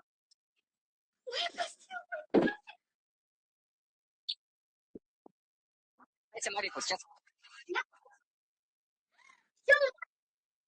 Ну вот как-то так. Вот так, понимаете, так и украинцы выглядят с вот этим Зеленским, с этим всем. Вот так выглядят эти флешмобы. А давайте мы сейчас мы тебя научим, так, поджигай свою постель, как бы страховка, пожар был, все там придет минимальный. Она зажгла все, 5 минут подождала. Ждите, все хорошо, мы вас научим. Так нас вот этому и учат все, понимаете? В том числе. Флешмобы от Зеленского Микита Бак. Есть такой блогер воєнний, прокоментував. Наш президент запустив флешмоб, відмовився від ордену. Мені важко коментувати, що там сталося між Україною і Польщею, тому що я не експерт-міжнародник, але от про флешмоби я можу розповісти. Наприклад, перший флешмоб наш президент запустив у 2019 році, коли журналіст щось спитав у депутата від Європейської солідарності Олега Барни і отримав грубу відповідь. Після цього почалась ціла кампанія з дискредитації депутатського корпусу і особисто Олега Барни. Послання депутатам лише з 2 слів і хештег у мережі вже виклали сотні українців, серед них і співаки. Ви взагалі розумієте, зачем ви там знаходитесь? Актори, я з удовольствием підтримую цей флешмоб. Депутат Барна, ідіть сам. Телевізійники. Поговорити з паном Барною його мовою, якою розуміє. Тому даємо цього флешмобу. Флешмоб, у якому люди розповідають про своє ставлення до народних обранців, започаткував керівник студії «Квартал 95» Володимир Зеленський. То есть Зеленский запустил тогда флешмоб. Барна, он там сказал, идите в сраку, вот это все. И вот это он все запустил. Кварталовцы, там, звезды все. Вот все, кто сейчас, вот все лица, которые вы видите, они тогда уже запускали этот флешмоб. У 26-му році історія все розставила на свої місця. Олег Барна загинув, захищаючи Україну. А оцей хлопчик, який у нього щось там питав, пішов в депутати від «Слуги народу» в Київраду і має відкрити проти себе провадження щодо якихось корупційних дій. І, звичайно, в жодні Збройні сили він не пішов. Зате був отакий дуже смішний флешмоб. 16 лютого 22 року ми запустили флешмоб про якусь там національну єдність. Цирк. 16 числа все ожидали, что не 24-го нападет Россия, а 16-го. И чем решили ударить? Автопробегом по бездорожью. Ну, то есть автопробегом, флешмобом национального единства. Відповідь на те, що Трамп, на те, що Байден казав нам, що хлопці, на вас сьогодні-завтра може напасти Росія, вам треба вводити військовий стан, проводити мобілізацію. Ми відповіли, наші розвідки знають краще. І організували отакий от всеукраїнський флешмоб, там якоїсь національної єдності, побільше зробили цей день національним святом. Хто не знає, можете подивитись, це тепер державне свято. І плюс до цього ми ще потім не забули подарувати своєму куму Міністерство національної єдності, яке б займалось би отакими флешмобами. Насправді, історія все розставить на свої місця, і мені буде дуже прикро, якщо через декілька років оцей флешмоб «Поверни орден» ми будемо згадувати як один з найбільших наших дипломатичних провалів. Якщо ви хочете більш детально подивитися... Ну, в принципе, да, так и есть. Будем, так это и будет. Дипломатически страна-соседка, Польша, мощная экономика, достаточный уровень жизни, несопоставим с украинским, понимаете? То есть, понятное дело, что Европа, у них получилась вот такая их Европа. Да, они там, конечно, за суверенитет борются, у них там своя история, своя политика, но мы еще дальше же будем жить. Дальше будем жить с другими президентами, с другими со всеми. А у нас как бы живут все одним днем. Вот люди просто в соцсетях негодуют, вот пытаются подумать, а зачем? Зачем надо было вот этот флешмоб делать?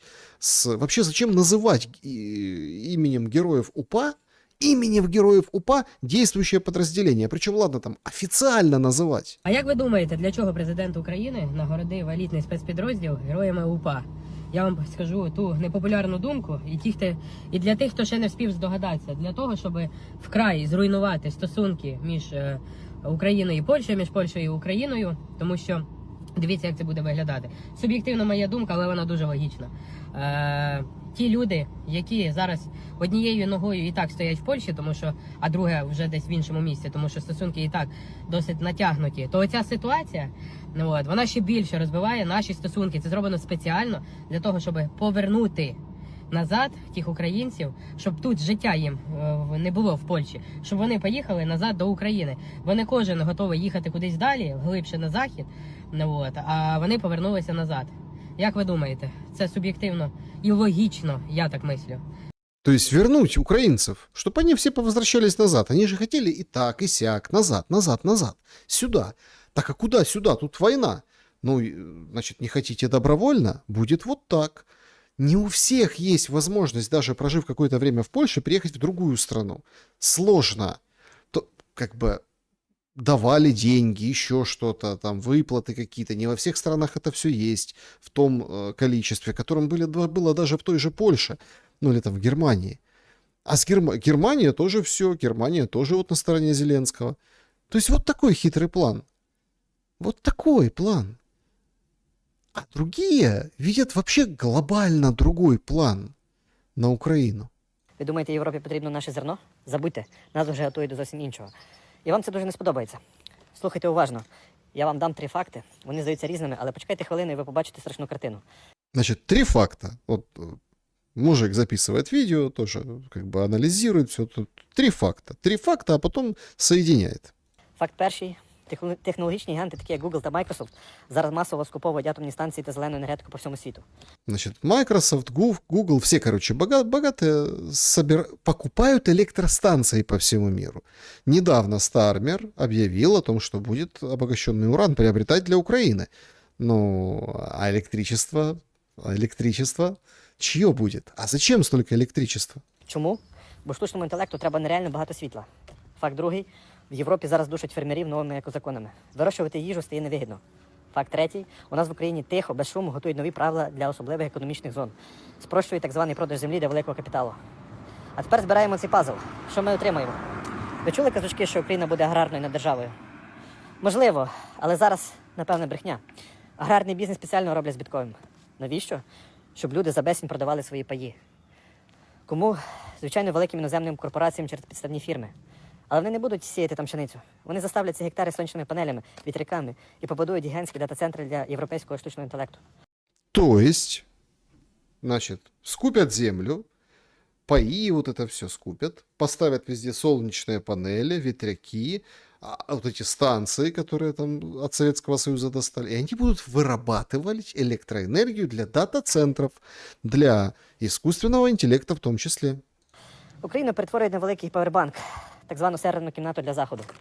Ми ідеальний полігон, у нас дешева земля, у нас є доступ до води для охолодження цих серверів. І головне, тут можна заплющити очі на екологічні норми, які в Європі є дуже строгі. Вот оно что, экологические нормы, Украина, не слышали. А в Европе попробуй, в Европе сложнее, конечно. Як це вплине на нас з вами? Дуже просто. А основне дуже боляче. По-перше, ви бачили свої рахунки за світло? Вони будуть рости далі, бо енергія тепер це новий біткоін. Її будуть продавати корпораціям для штучного інтелекту, а нам залишать залишки ще й за космічними цінами. По-друге, села просто вимруть. Якщо замість полів стоять сонячні батареї і сервери, тоді їм не потрібні трактористи, агрономи чи комбайнери.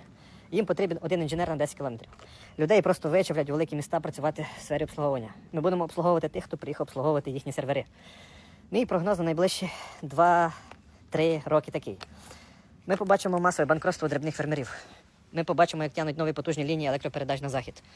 І ми побачимо, як нам з тепловізора будуть розказувати, що зелені дата-центри – це інвестиції і перемога. Але прибутки від цього підуть до кишені глобальних еліт. А ми залишимо жити на батарейці, за яку самі ж платимо втридорога. А тепер йдіть, подивіться на свої рахунки за світло. Відчуваєте різницю? Напишіть в коментарях. Ну, в общем, понятно. Напишите, что думаете по этому поводу в комментариях тоже у нас. То есть, понятно, да? То есть, нужно... А чего? У нас от Советского Союза много электростанций, достаточно мощные станции, плюс поля, широкополе, и ланы и круче. Заставить вот этой всей, скажем так, приблудой энергетической. Ну и, пожалуйста, где-то в землю врыться, редкоземы копать, где-то сверху поставить, тянуть провода туда, и все. Какие экологические нормы? О чем вы? В Зеленскому это? Нет. Поэтому Зеленский так себя спокойно и чувствует. Да? Поэтому он так себя спокойно и чувствует. Тут, например, выбивает сегодня вот в Харьковской области видео «Россия», вот показывает, как выбили подстанцию 10 киловольт, собственно, да, и все. Как бы, а его это не волнует, потому что он знает, что деньги дадут. І щодо зими. Звичайно, ми хочемо закінчити цю війну до зими. Конечно, хотим до зимы окончить, конечно. Через дипломатію, і, звичайно, це дуже важливо. І через тиск на Росію. Але ми розуміємо, з ким ми маємо справу. Путін – це війна. Тому якщо війна продовжиться, то нам буде потрібен зимовий пакет допомоги. Це нагальна річ. Це має включати енергетичний пакет, бензин, дизель. Я не знаю, що вони зруйнують цією зимою чи перед зимою. Тому я кажу бензин, дизель. Це То есть, я не знаю, они что не разрушат? Да все, наверное, разрушат. Поэтому надо бензин и дизель, и вообще там все на свете. залежить від ударів. І, звичайно, нам треба пакет 300 ракет, щонайменше 300 ракет антибалістичних на 3-4 місяці цих масованих ударів. Я говорю про зиму. Допоможіть нам підготуватися до зими. Ми просимо вас про це зараз. У нас немає часу думати. У нас є лише вибір, який треба обрати. Це останнє, що я хотів вам сказати. То есть у нас нет времени думать, у нас есть время попросить. Сейчас. Вот сейчас дайте нам на зиму. Дайте на зиму сейчас. Спокойно, мы там разберемся, что там будет, не будет, куда попадут, что разобьют, подстанцию, не подстанцию. Да какая разница? Ну вот, например, сегодня задержали подрывников, да, планировали теракт в центре Киева. Возле одной из административных зданий готовили 2 гражданина столицы, жителя столицы СБУ, сорвало планы агентов ФСБ. Фигуранты заложили самодельный, ну, в общем, прибор, взрывчатку, взрыв-пакет. Он должен загореться был, взорвать генераторную установку возле админ-корпуса. Активировали механизм, они не успели, планировали дистанционно это сделать, пребывая в дороге в направлении Беларуси. И хотели и через Беларусь побежать в Россию. Правоохранители раскрыли все, задержали в поезде их, подозреваемые, завербованные ФСБ. Они живут в Киеве, 2 киевлянина. Один из них мобилизованный был, бусифицирован, а второй, ну, он бусифицированный, который убежал в СЗЧ, а второй маркетолог. 2 мужика попали в внимание российских спецслужб через телеграм-каналы. Они там комментарии в поддержку Кремля публиковали, представляете? Оба они в форме военной, пытались скрыться. Ну, вот так вот, а если бы не задержали, а если бы загорелось там какой-то, какие-то генераторы, админ здания. Ничего страшного, Европа, уж и сейчас выделяйте деньги. Это же все-таки зима, нам же нельзя так. Нам же нельзя так. Вообще, выдавайте деньги. А еще лицензии. Ну ладно, лицензии уже почти дали. І потім після G7 ми залишились з президентом Сполучених Штатів Америки і з секретарем Рубіо проговорити всі наші додаткові питання. І вони стосувалися багатьох речей, від повернення санкцій, те, що нам потрібно, до ліцензій для ППО. В цей раз, до речі, в принципі, це стало достатньо публічно, тому тут секретів немає, що американська команда вперше позитивно відреагувала на ліцензії. Вперше, тому що завжди... Впервые позитивно отреагировала на лицензии. Вау! Це було, ну, не знаємо, ну, може бути, ну, подивимось. А що цього разу не сказали? Вони сказали, що вони бачать, що вони це питання вирішать для України. Вони бачать, що виробництво, те, що є зараз в Сполучених Штатів Америки, десь 700 не більше ракет на рік. Це американське виробництво. Вони передали ліцензії німцям. Німці якийсь час назад, німці почали зараз виробництво, і ми вже з ними підписали контракт на серйозну суму. На 600 ракет ми підписали з німцями. Це хороший контракт, ну, коли вони приїде. То есть, смотрите, он просил 300 на Совете Европы, а сейчас он рассказывает 600. Пиши 1000 ракет.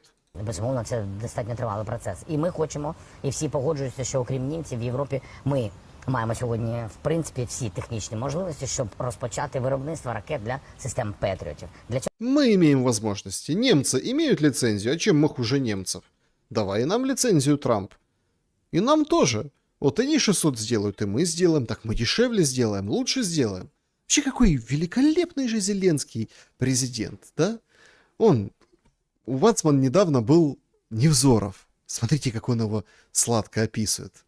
На ваш взгляд, как Владимир Зеленский войдет в историю? Зеленский, похоже, не диктатор. Диктаторы, за исключением Цинцинната, они обычно побаиваются сильных фигур в управлении государством. То есть, смотрите, Зеленский не диктатор. Что с лицом у жены Гордона? Это нечто. Смотрите, как ей нравится. Зеленский не диктатор. И это одна из самых важных примет. Но почему вы думаете, почему вот эти дебилы типа Герасимова, Бескупянского Бескупянского. Не, ну у них же весело. Герасимов, Бескупянсков. Это там Потемкин Таврический, да, ну пусть будет Герасим Бескупянский. Ну и всех остальных. Путин же смертельно боится сильных фигур. А Зеленский, отмечаю, великолепная фигура этого Федорова. Этого Федорова великолепным назвал Невзоров. Великолепным. И смотрит, смотрите, как пристально в камеру. Великолепный Федоров. А чем великолепный? Нового министра. Не надо объяснять, чем. Бацман знает, чем. Обороны. Ну, блеск же, да, действительно. 100%. 100%. Федоров, блеск, да, 100%. Тем не менее, Зеленский не боится и дает ему министерство, которое на самом деле сегодня в Украине является ключевым.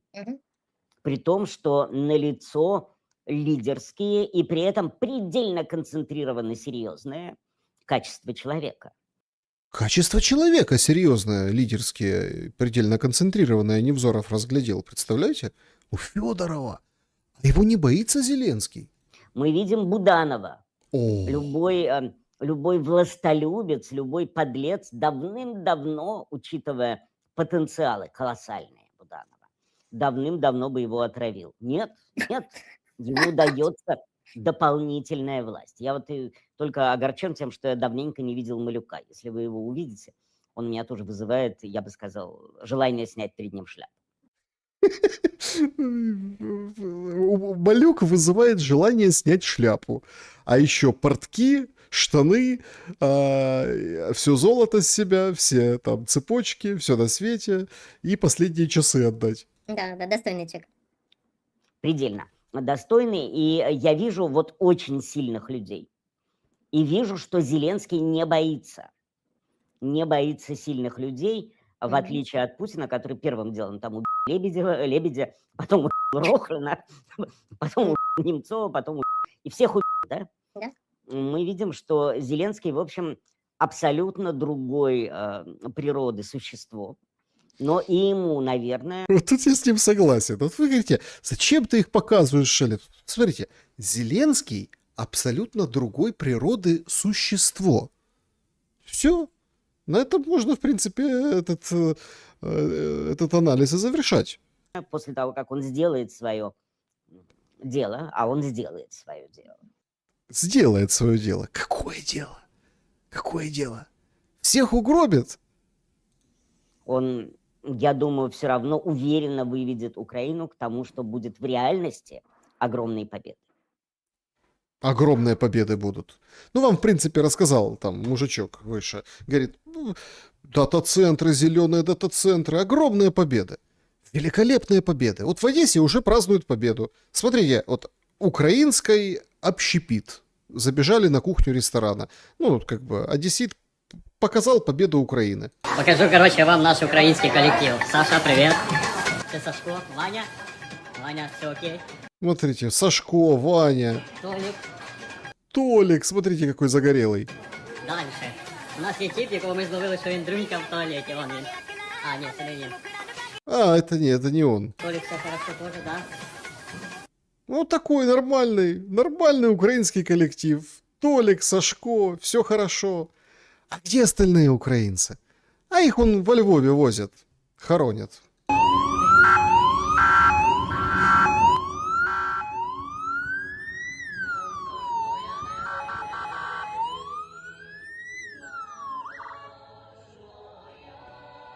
Смотрите, это музыка вот эта вся заунывная. Смотрите, машины, колонна, красно-черные флаги, кроме украинских. Все, это как бы катафалк везут, героя везут. Но тут вначале произошло нечто. Смотрите. Как-то машина проехала. У меня, опять-таки, не знаю, но это такой... Давайте так, это такое суеверие. Если переходить дорогу, когда несут покойника, то обязательно какая-то болячка случается. Там то какая-то там, не знаю, бородавка какая-то лютая выскочит, то киста какая-то, то еще что-то, то кость, то что-то вот как-то не так срастет, что-то будет такое. Есть такое поверье. Я, кстати, верю в эту историю, как бы... Есть прецеденты, что так и было. Не знаю, осознанно, неосознанно, так получилось, может. Ну, как бы проехала и проехала машина, да и все. Но нет же. Сфотографировали, номера опубличили на все соцсети и написали публичный донос. Ольга Чобит. Чобит — это сапог. Тегнула патрульную полицию Львовской области. Говорит, прошу принять меры. Ответственность... Надо привлечь к ответственности водителя «Опеля», потому что он нарушил правила дорожного движения, проигнорировал спецсигналы полицейского сопровождения и не предоставил преимущества. Преимущества не предоставил. Траурная колонна, название у нее было «На щите». Он не пропустил ее. Вот она, Ольга Чобит, у нее там 3000 подписчиков. Но она вот тегает, она вот смотрите какая. Потом, кто написал эти доносы? Кто эти люди? Что к чему? Ну и судя по всему, ну, в любом случае возьмут, оштрафуют мужика, который там проскочил. А ему надо было стоять и ждать их, понимаете? Там они еле-еле катятся. Героя везут, а они вот траурную процессию не прощают. И все, теперь мужик теперь, видимо, под штрафом будет ходить во Львове, представляете? А так стой, жди. Ну хорошо, хоть не кричит никто, как в Киеве на Майдане, на колени, дятел. Или какую-нибудь еще другую ерунду. В Киеве на Майдані, правда, немножко другая атмосфера була вчора. Дуже важливо свої права відстоювати і казати, що ми також є. Тому що багато хто каже, що... Значит, прошел в Киеве Киев Прайд. Вот этот вот военный, смотрите, материал Радио Свободы. Значит, военный. Он нетрадиционной ориентации. В армії немає ЛГБТ людей, їх багато і потрібно себе свідчити. Я от боюся так ходити, якщо б не поліція, я б так не прийшлася по місту. Я дуже... Аквалатекс. Участница марша Киев Прайд. Говорит, я вообще так бы не пришла бы сегодня, если я вообще боюсь так ходить. Но сегодня можно. Сегодня День отца, значить вчора, да, можна. Боюся, що мене поб'ють або взагалі. От для мене рівні права – це коли є гарантія, безпека того, що я можу просто в яскравому образі ходити собі по місту, радувати людей, радувати вас. Это какой-то ужас. Я вот прошел себя по городу, вот это увидел бы такое. Вот вы бы такое увидели, вы бы обрадовались? Вот прям, ой, ты так прям радуешься, смотришь на нее, на него, короче, на этого некура смотришь и радуешься прям, смотрите, как радостно. Это вы думаете, это они там что-то пропагандируют, как вот это навязывают? Нет, они ходят и радуют нас. Сяяти сама для себе. 10-й марш Київ Прайд відбувається під гаслом «Наші родини – частина України». Наши семьи – часть Украины. Вот такой возле Киевского университета был Киев Прайд. Сьогодні, зокрема, звертаються і до народних депутатів з тим, аби вони не приймали новий цивільний кодекс у тому вигляді, в якому він є зараз. Тому що, зокрема, там є стаття, де визначення родини є як шлюб між чоловіком і жінкою. Представляете, они там что-то берут и принимают, что семья – это мужчина и женщина. А там есть вот это в новом гражданском кодексе, там, кстати, других очень много проблем. И по трудовому, и по очень много проблем нового гражданского кодекса. Но там прописано, семья – это муж и жена. Ну, мужик и женщина. Щоб мій партнер, якщо, не дай Бог, я опинюсь у лікарні. Значит, этот человек, которого еще раз показывают, у него позывной «Псих». Псих. Смотрите, он закрыл свое лицо, испарина под носом. Может, он... ну это, наверное, рот, наверное, может, слюни как-то под балаклавой, да, вот это он говорит и плюется. Или... ну он же, в принципе, в атмосфере-то своих слюнки потекли, наверное, на кого-то. Видите, мокрое там где рот. И вот этот псих, он говорит, я военный, я И вот, говорит, проблема. Я хочу, чтобы партнер, вот если вдруг оказывается в больнице, чтобы я имел законное право к нему попасть. То він міг до мене прийти. Я хочу, щоб він міг зі мною побут ділити. Я хочу з ним реєструвати партнерство і називати його чоловіком, щоб штамп в паспорті був в мене чоловік. Я це відставлю. З самого ранку центр міста Києва перекритий, оскільки відбуваються одразу два мітинги, зокрема мітинг, на якому зараз перебуваємо ми, марш, і також мітинг саме спільноти за традиційну родину. Смотрите, что какие-то они вообще некрасивые за традиционную встречу. Смотрите, все какие-то непонятно в чем. Вроде же за традиционную, но все тоже как-то и в балаклавах. Все прячут свое лицо. Какие-то непонятные люди, какие-то спортики. Вот это все выстроились. Понимаете, какой-то ужас. Вот тоже, вот, например, да, вот этот военный, я хочу, чтобы у меня, ну, открой лицо тогда, ну, с открытым лицом выступай за это. Зачем тебе психу, балаклавы и очки? И ровно как и этим тут, одни с лицом, другие без лица. Сьогодні День батька. Це дуже важливе свято для народу. Родина – це частинка нації. Саме родини постачають солдат на фронт. Саме ми б'ємося за наші родини, за наших дружин, за наших батьків, за наших дітей. Значит, пока мы бьемся за наших детей, наших женщин. Ну, вообще митинг в Киеве прошел так, конечно, на ура. То есть, вот картинка. Да, щенки люблять, жінок, это нормально. Вот они все выстроились. Военные, те, которые ЛГБТ. А вот эти товарищи, да? То есть тоже, кто в балаклавах, кто без. Вот такая картинка с флагами. Все как бы, смотрите, правый сектор.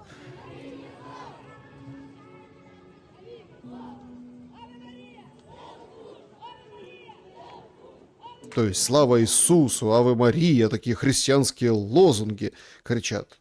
Я подумал, может, какая-то церковь. Нет, это вот політики. Карчинський прийшов теж.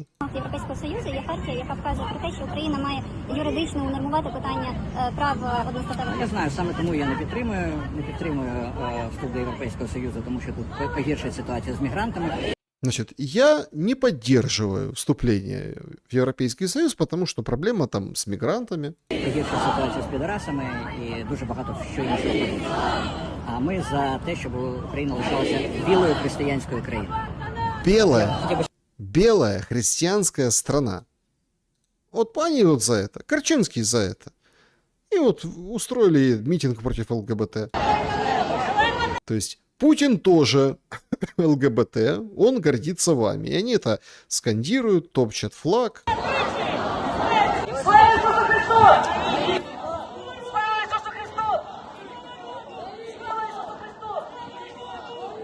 Слава Иисусу Христу, слава роду. Роду.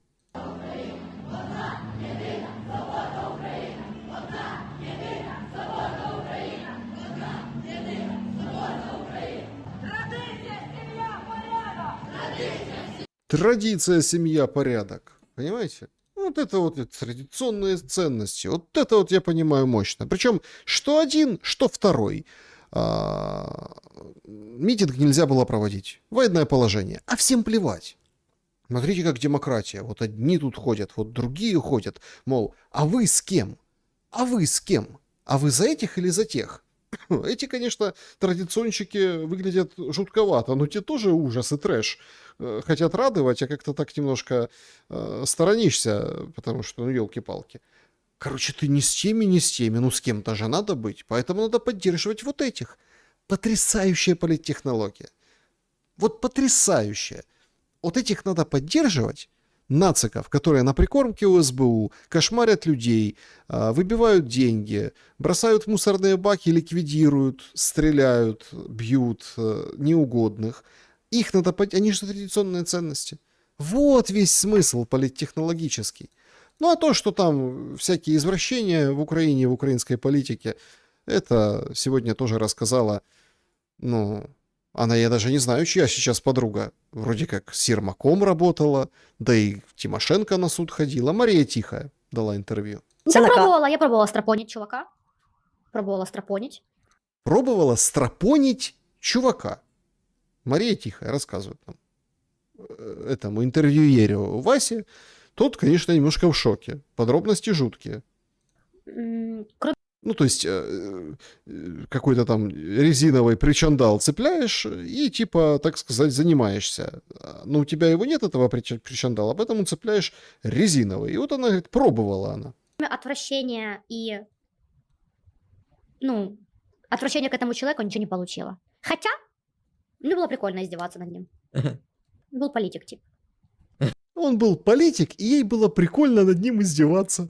С вот этим накладным причандалом. Извините. Это такое, не могу сказать, кто это, но был политик, типа. И я, знаешь, такая, типа, его ебу, думаю, сука, тебе за людей, блядь, оборовываешь, блядь, на. Вот такая вот у меня была, у меня В была. якій позі? Ну, он Это потрясающий интервьюер. В какой позе? Вот этот самый, наверное, очень интересный вопрос. В какой позе? Ну, то и говорит земноводным, или как там, членистоногим он стоял. Как становился, его ебал. Цей політик, він що де? Ну, Ну не кажи ім'я. Не, Давай. не верхушка, давай так, не верхушка. Середина где-то, вот Не верхушка, середина. Прослойка. не верхушка. Чтоб не подумали, сейчас там сейчас наплетут. Середина це міста чи це міністри? І то, Министры, министры, давай скажем Министра стропонила. Ведьма. там. полюбляють вони, да? Да. Я в ахуе. Честно, вот у меня еще были такие приколы, у меня за мою тоже карьеру, не знаю, практику, ну, все знают, да, все министры, все политики знают, что я люблю там секс жесткий, вообще люблю секс, в принципе, я люблю исполнять. Были предложения за деньги даже их отстропонить ко мне. Багато? В долларах 30-ка была. 30 тисяч? Да. За страпон? Да, 100-ка была. Мне часто мужики предлагают деньги любят за секс вообще, в принципе. Менеджер не треба тобі? И ты что-то знаешь, и мне еще тоже был один человек у меня, потом, когда узнала, кто это, я охуела.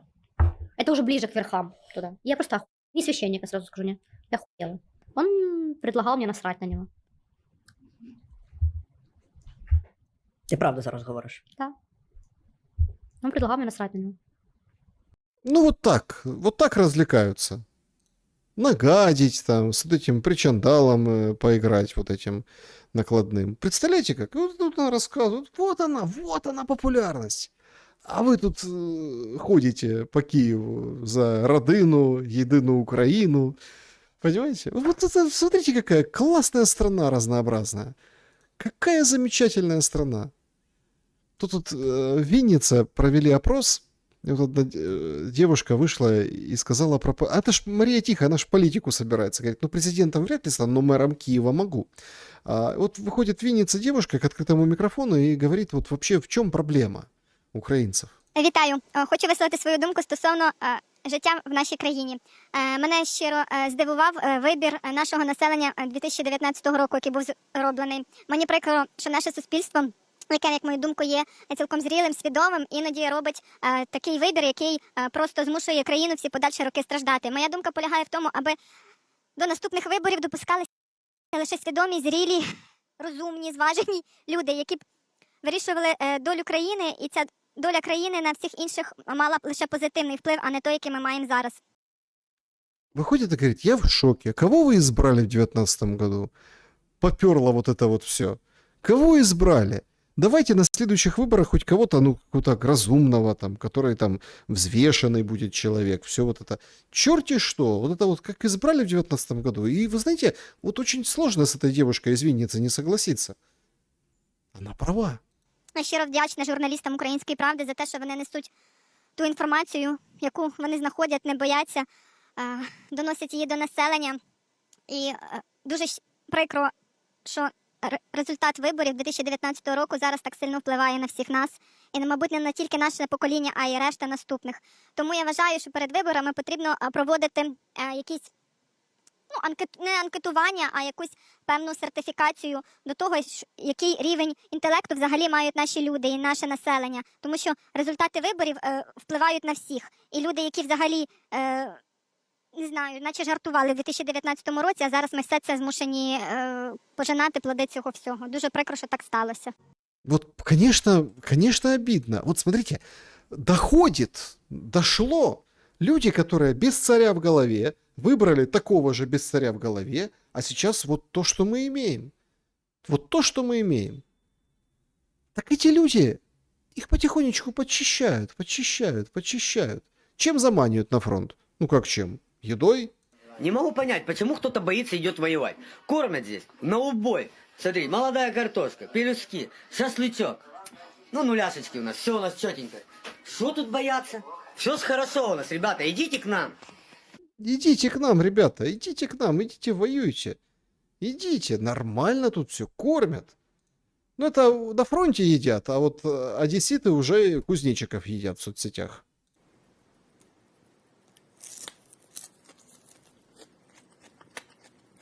Короче, много там саранчи, кузнечиков, и они ее отлавливают и, в общем, жарят. Сейчас там аномальная жара в Европе, сейчас еще какая-нибудь ерунда пойдет. Ну, можно еще больше с Лаврой играть, когда будет там нашествие саранчи, помните, было, да, в том году, по-моему.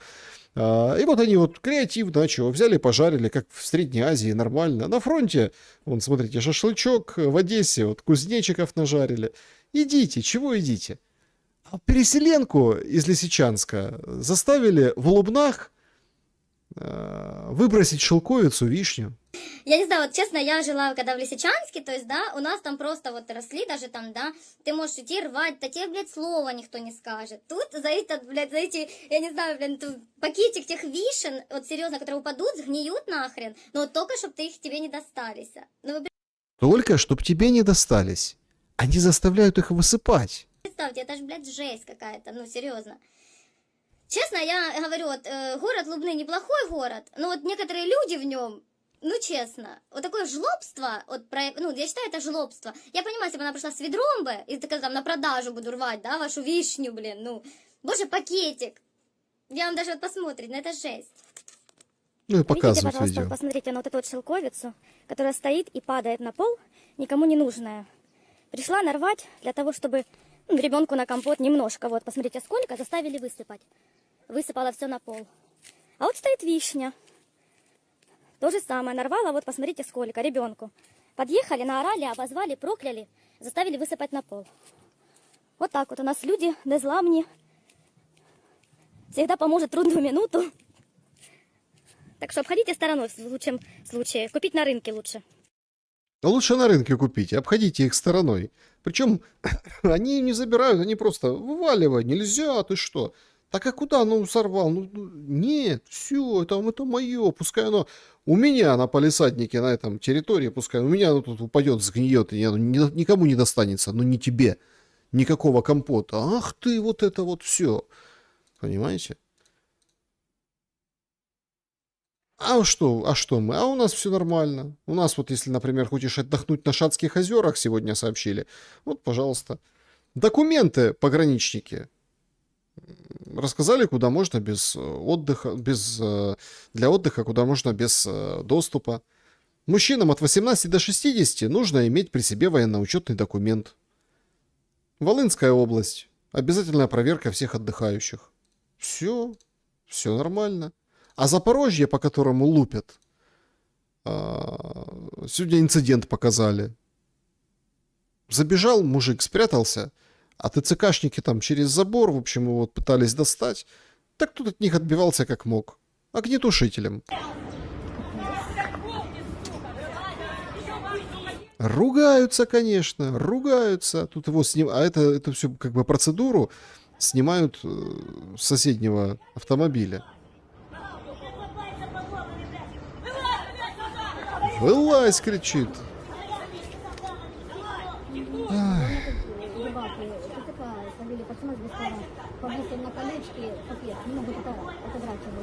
То есть там забор. Мужик как бы повес там на колючке. Это колючая проволока. Видимо, какой-то кооператив или какая-то промка. Эти прибежали. Ну, не лезут туда через колючую проволоку. И вот так вот. Сейчас, Кирюха снимает. Да, повис на колючке.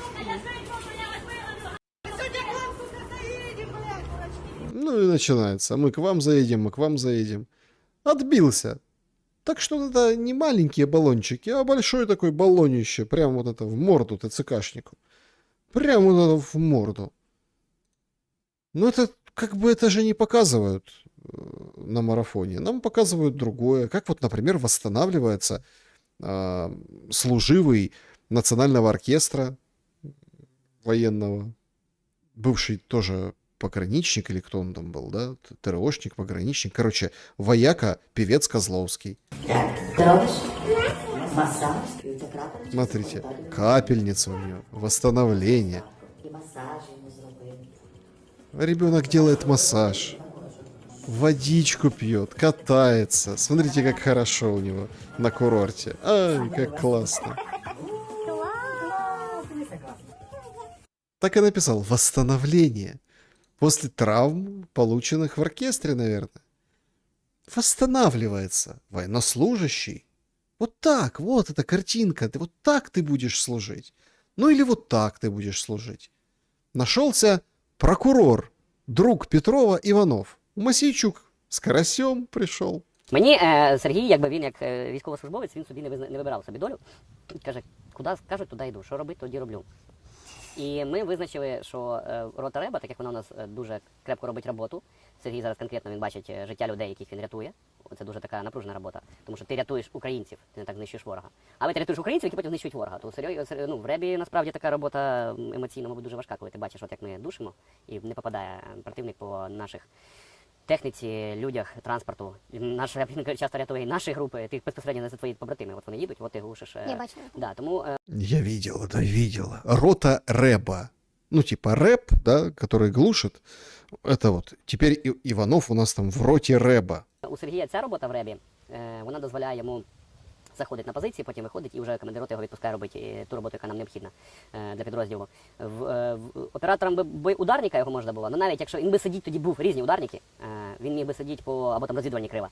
Сергій тоді би був в більш безпечних умовах, ніж зараз в Ребі, але там все-таки вже на 100% занурюєшся в свої болтики, вінтики, мішн пленер, туди-сюди, оновлення даних. Ну, тобто це вже фах. Не можна бути напівснайпером або напівоператором крила. Ти вже Это же это он рядом сидит. Это они разговаривают с Мосійчук при нем. Вже от ти цим займаєшся. В Ребі, так як це установка робить роботу, трошки легше бути і в темі, і займатися супутньою діяльністю. Тому отак от ми визначили напрямок роботи йому. Він нічого собі не питав, куди б відправили, туди б відправили.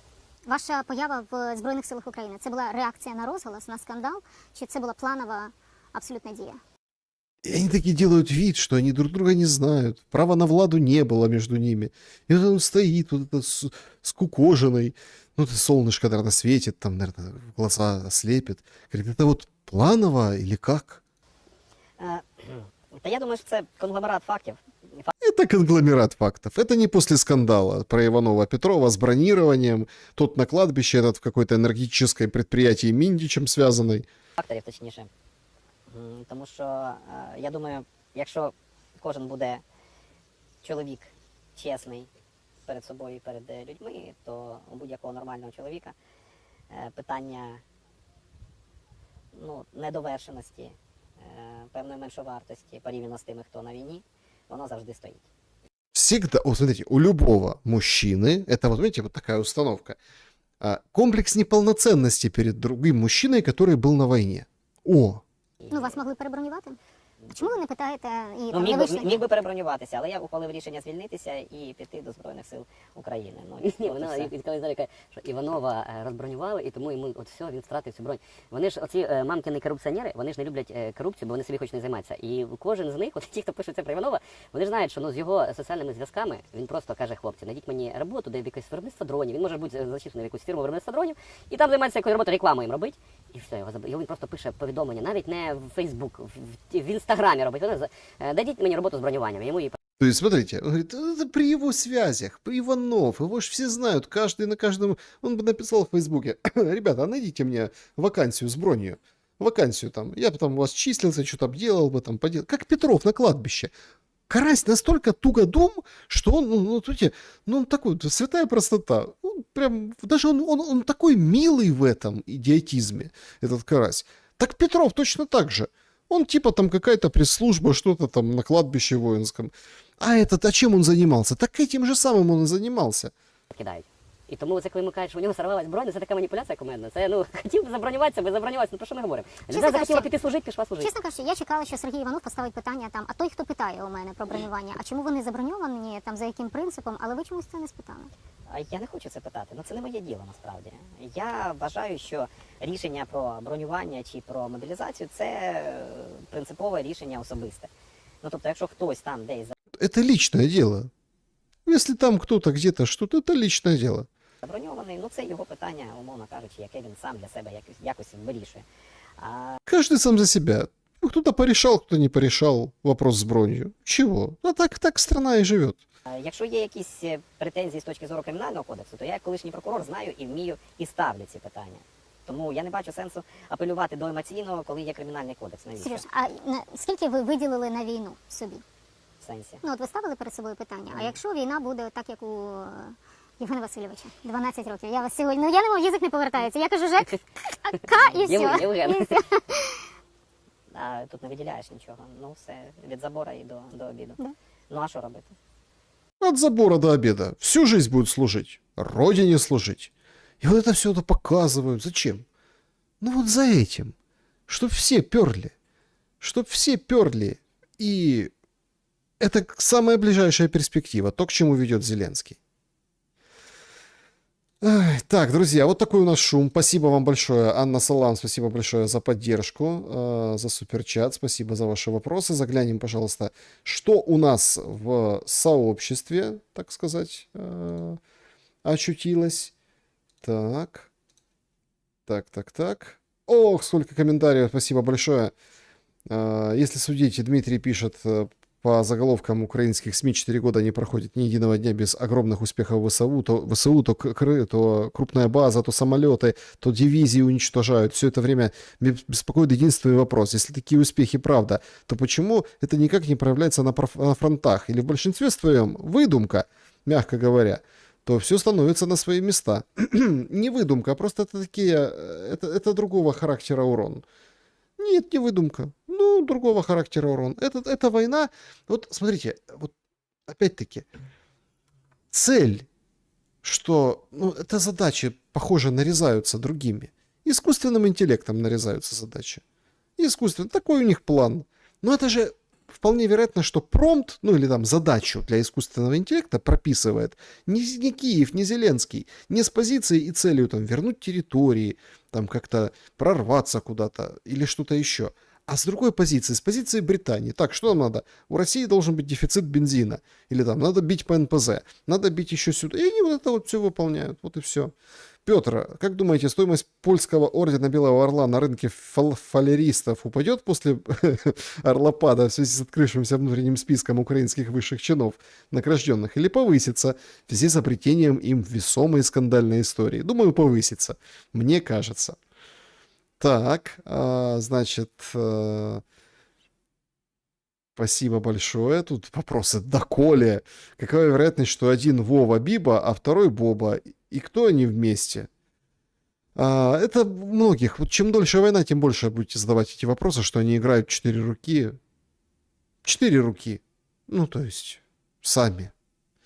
С собой, но это очень все превратно. На самом деле, главное цели все-таки разные, стратегические и позиционирование. Хотя, чем дольше будет война, тем больше людей будет думать, что это их вообще чуть ли не совместный план. Почему? Потому что верхушку не убирают, удары тоже какие-то точечные. Но сейчас мы перешли в другой формат войны, поэтому нет. Оксана пишет. Вот в данный момент я возвращаюсь из Украины, была 2 последние новости в городе Винница. Просто хочу поделиться своими наблюдениями и сказать, за все время не столкнулась с языковым конфликтом. Конечно, книг литературы не купишь в публичном пространстве, но и общалась на русском языке без проблем. Также заметила, что много молодежи также по-русски говорят.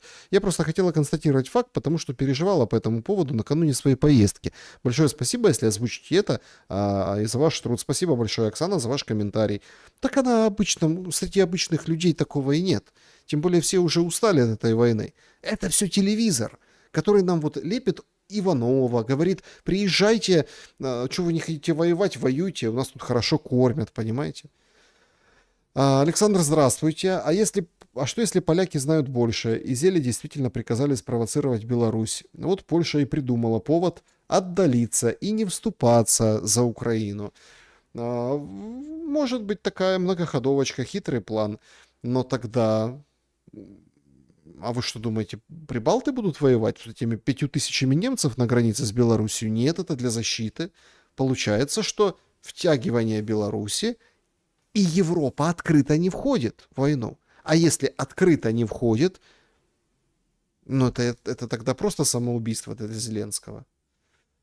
Знали ли вы что-нибудь о участии Герхарда Шрёдера о стамбульских переговорах? Спрашивает Дима. Нет, в Стамбуле не знал. В Стамбуле имеется в виду первых или и вторых, да, вот этих? Нет, без понятия. Про Шрёдера там я не слышал. Так, Тула ждет. Привет, спасибо большое. Сегодня порадовал один из ваших гостей. Пока идет шум, делаю торт. Кучерявый пионер с ананасами и клубникой. Владимир пишет. У моей любимой бабули завтра день рождения. Стыдно сказать, по-моему, 87 лет, но не суть. На фоне слушаю вас. В качестве вопроса просто реакция. А если прочитаете, покажу завтра бабуле на день рождения в вашем прочтении. Всем добра. По скриптум. Нина Григорьевна, заслуженный учитель Украины. Нина Григорьевна, долгих лет вам жизни.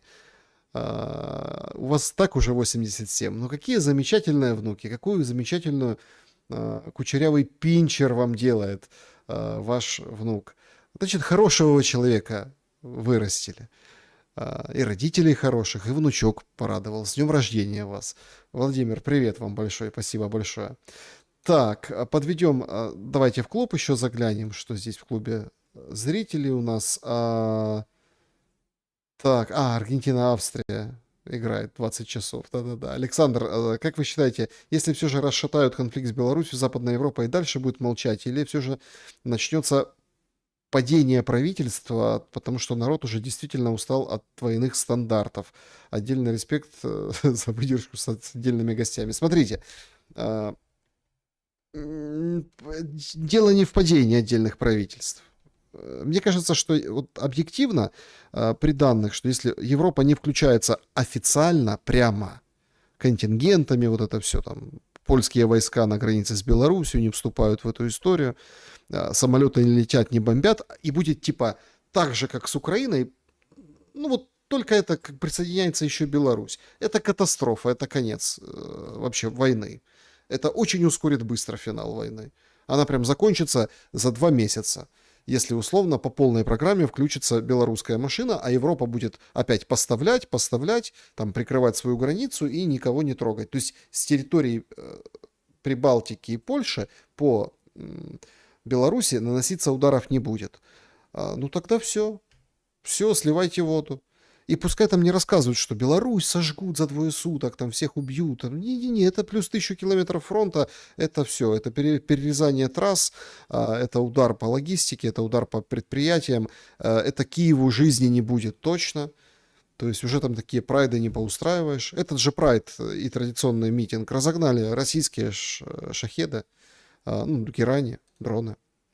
Так. Подведем итоги опроса. Война с Беларусью для Украины Зеленского. Это 8% считают, что шанс резко изменить в свою пользу все. 14%, значит, так, что тут у нас? В общем, поделились. Авантюра а-ля Курская операция 37%, и повод выбивать деньги и пиариться 40%. Вот так вот. А 14 все-таки считают, что это предтеча военной капитуляции. То есть, видите, не разделяйте вы мое мнение, что если вот эта Беларусь вступит в войну, то будет беда. Ну, посмотрим. Так.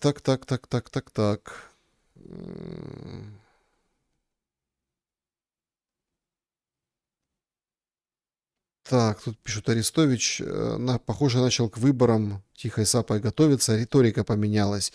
Ну, хорошо, давайте пожелаем ему удачи на выборах, почему нет? Еще раз, лишь бы не Зеленский, товарищи. Александр, оценивая новости за последнюю пару недель, не кажется ли вам, что действия, которые осуществляет Россия, это какое-то затишье перед бурей?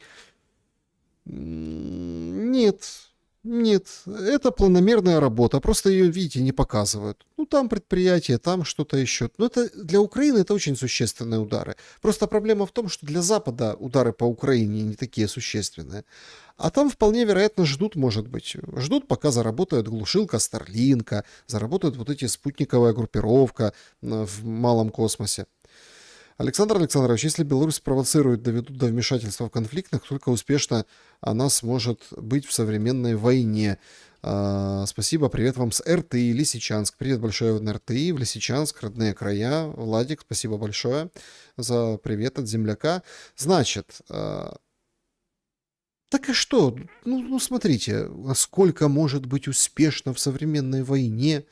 Ну, они же там не сидели, они же тоже все наблюдали, они все примерно прекрасно понимают.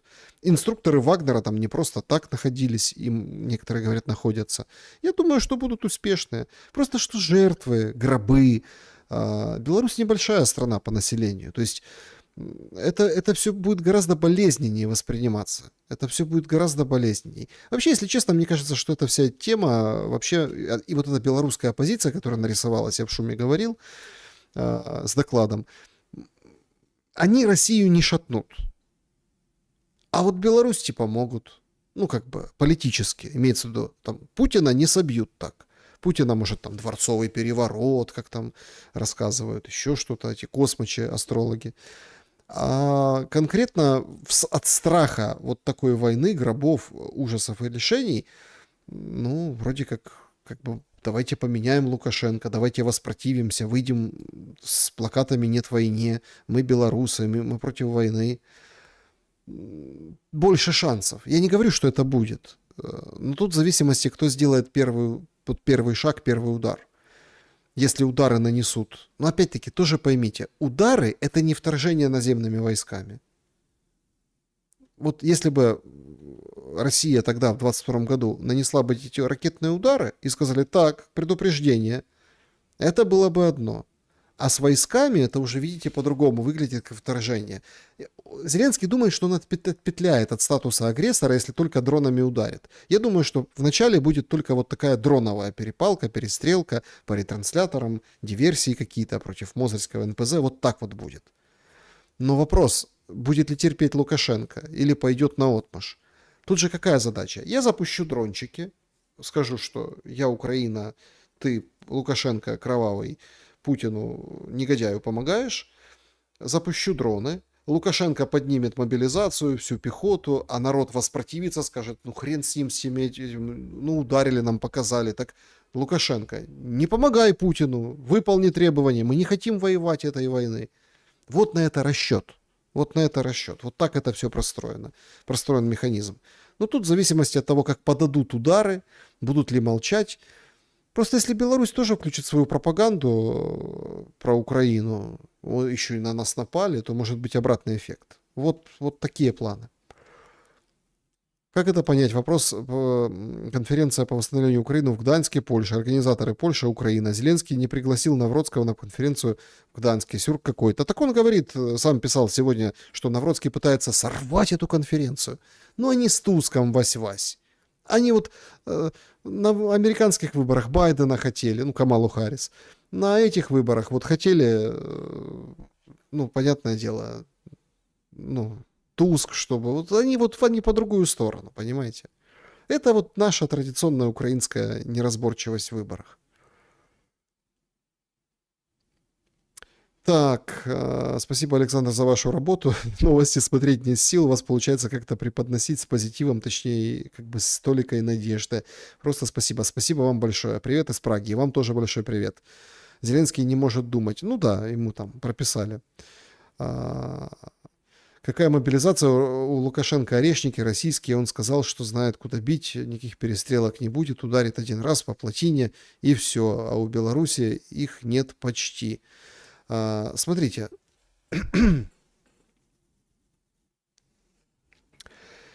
Украина пережила уже очень много ударов. Еще какие-то удары, они этого не изменят. Плотину уже Каховскую сносила. Еще раз. Даже если снесет там пол левого берега Киева после удара по Киевской плотине, еще по какой-то плотине, это не остановит Зеленского. Он четко сказал, с Банковой или без Банковой, со столицей во Львове мы будем продолжать воевать. Поэтому тут не получится удар на удар. Обезглавливающий удар, на что намекал Лукашенко, типа у нас есть одна цель, ну это возможно. Что-то изменит, имеется в виду. Поэтому тут Украина уже битая, а Беларусь не битая. Понимаете? Вот в этом разница психологически. Поэтому ему так обосновывают. Ты сейчас запустишь пару дрончиков, Лукашенко на дыбы встанет, а народ не поймет, потому что не захочет воевать.